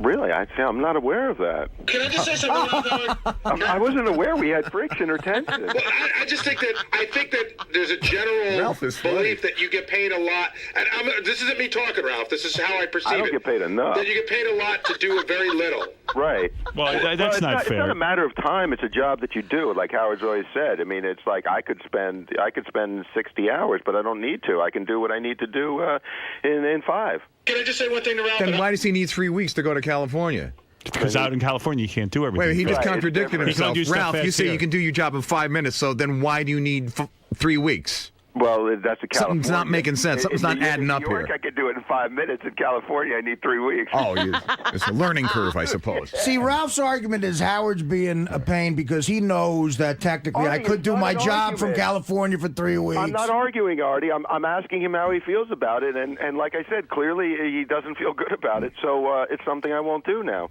Right. Well, there you go. See, that's biting the bullet and doing what you got to do in life. All right. So fine. So there you go. Or if it becomes important enough to me, I'll do what you said. Well, here's the deal. Listen, I need a chunk of time off, and if I have a job, then fine. If I don't, I don't. Right. You're right. Now that's unfortunately how life is. Yeah. You got to. No. I'm fine with that. I just wanted to get his honest feelings on it, and I think you got it. And now I do. I think you somehow got Doug's honest feelings. I think you're able. More than I think you better find a job in Iceland. I think you have 10 weeks off a year. Doug's reaction is completely unwarranted because he's upset with me for not coming to him, and meanwhile, Howard is really my boss, and so I have to sort of clear it with him. Yeah, first. no, you didn't do anything inappropriate. No. You were coming to me to find out if you could do that, and then you would have gone to Doug. The next step would be to have a conversation with Doug and say, "Yeah, Howard said this is okay. This is what I want to do." Yeah, I don't think you okay were. with it? I don't think you were out of line. You know, Doug thinks I'm disrespecting him, and I'm not. I was going to have this conversation with him. I just sort of talked to you about it Thursday. I figured,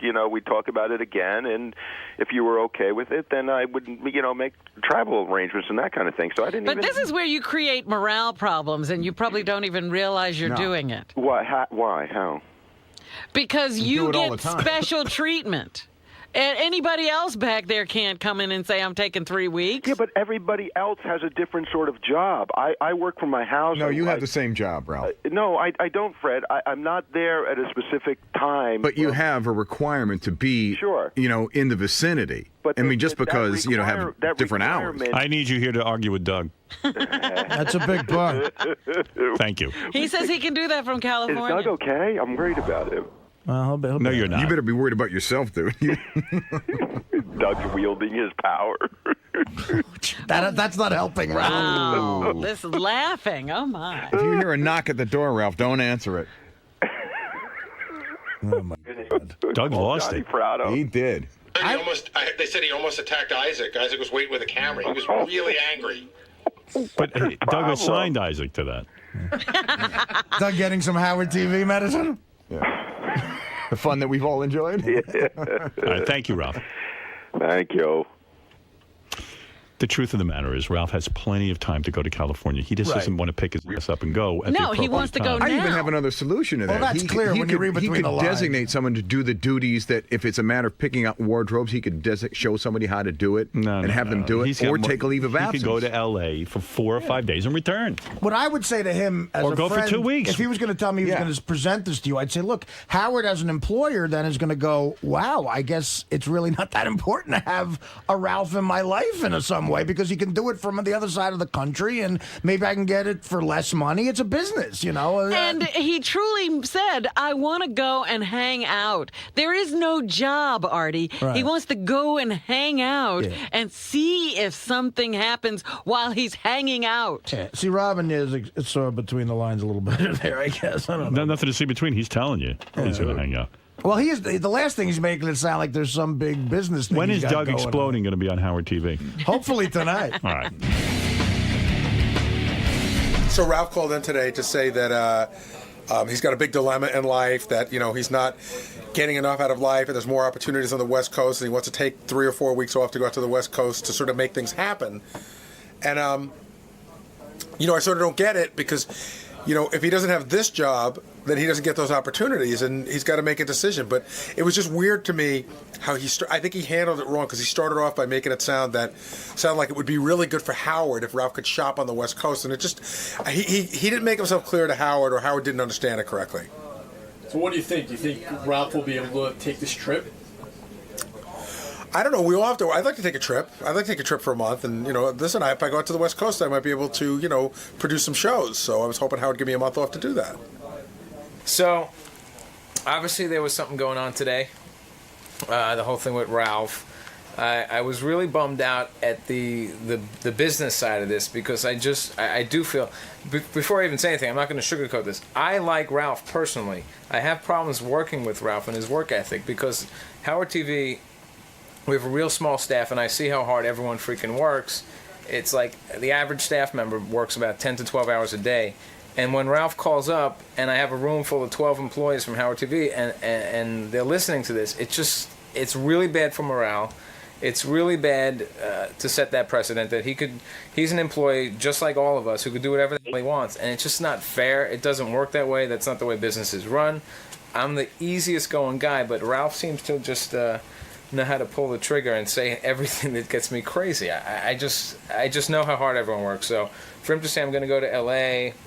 for 3 weeks and just sort of hint that he's just going to hang out, he's going to work a little bit, it's just really bad when there's all the other employees saying, well, why could he do that and I can't? So that's where that got me a little bit boiled. And the other comment, the other thing that made me snap and lose my mind is obviously very touchy and something going on. You don't mention someone's kids and whatever.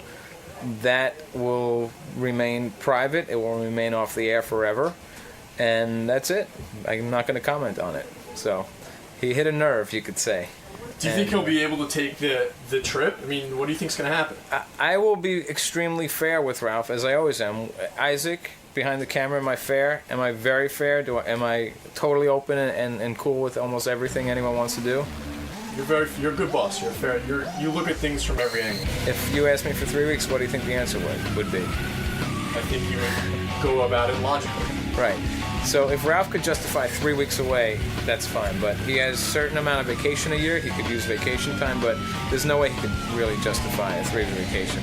It just doesn't make any sense. There's no way. No matter what he tells me or does or says, there's just no way. And there's no way I don't know if he thinks we're paying for it out of our budget. I don't know if he's staying at his chateau, chateau of San Simon, but it's just not in my budget to send someone away for 3 weeks. So that's never going to happen, ever.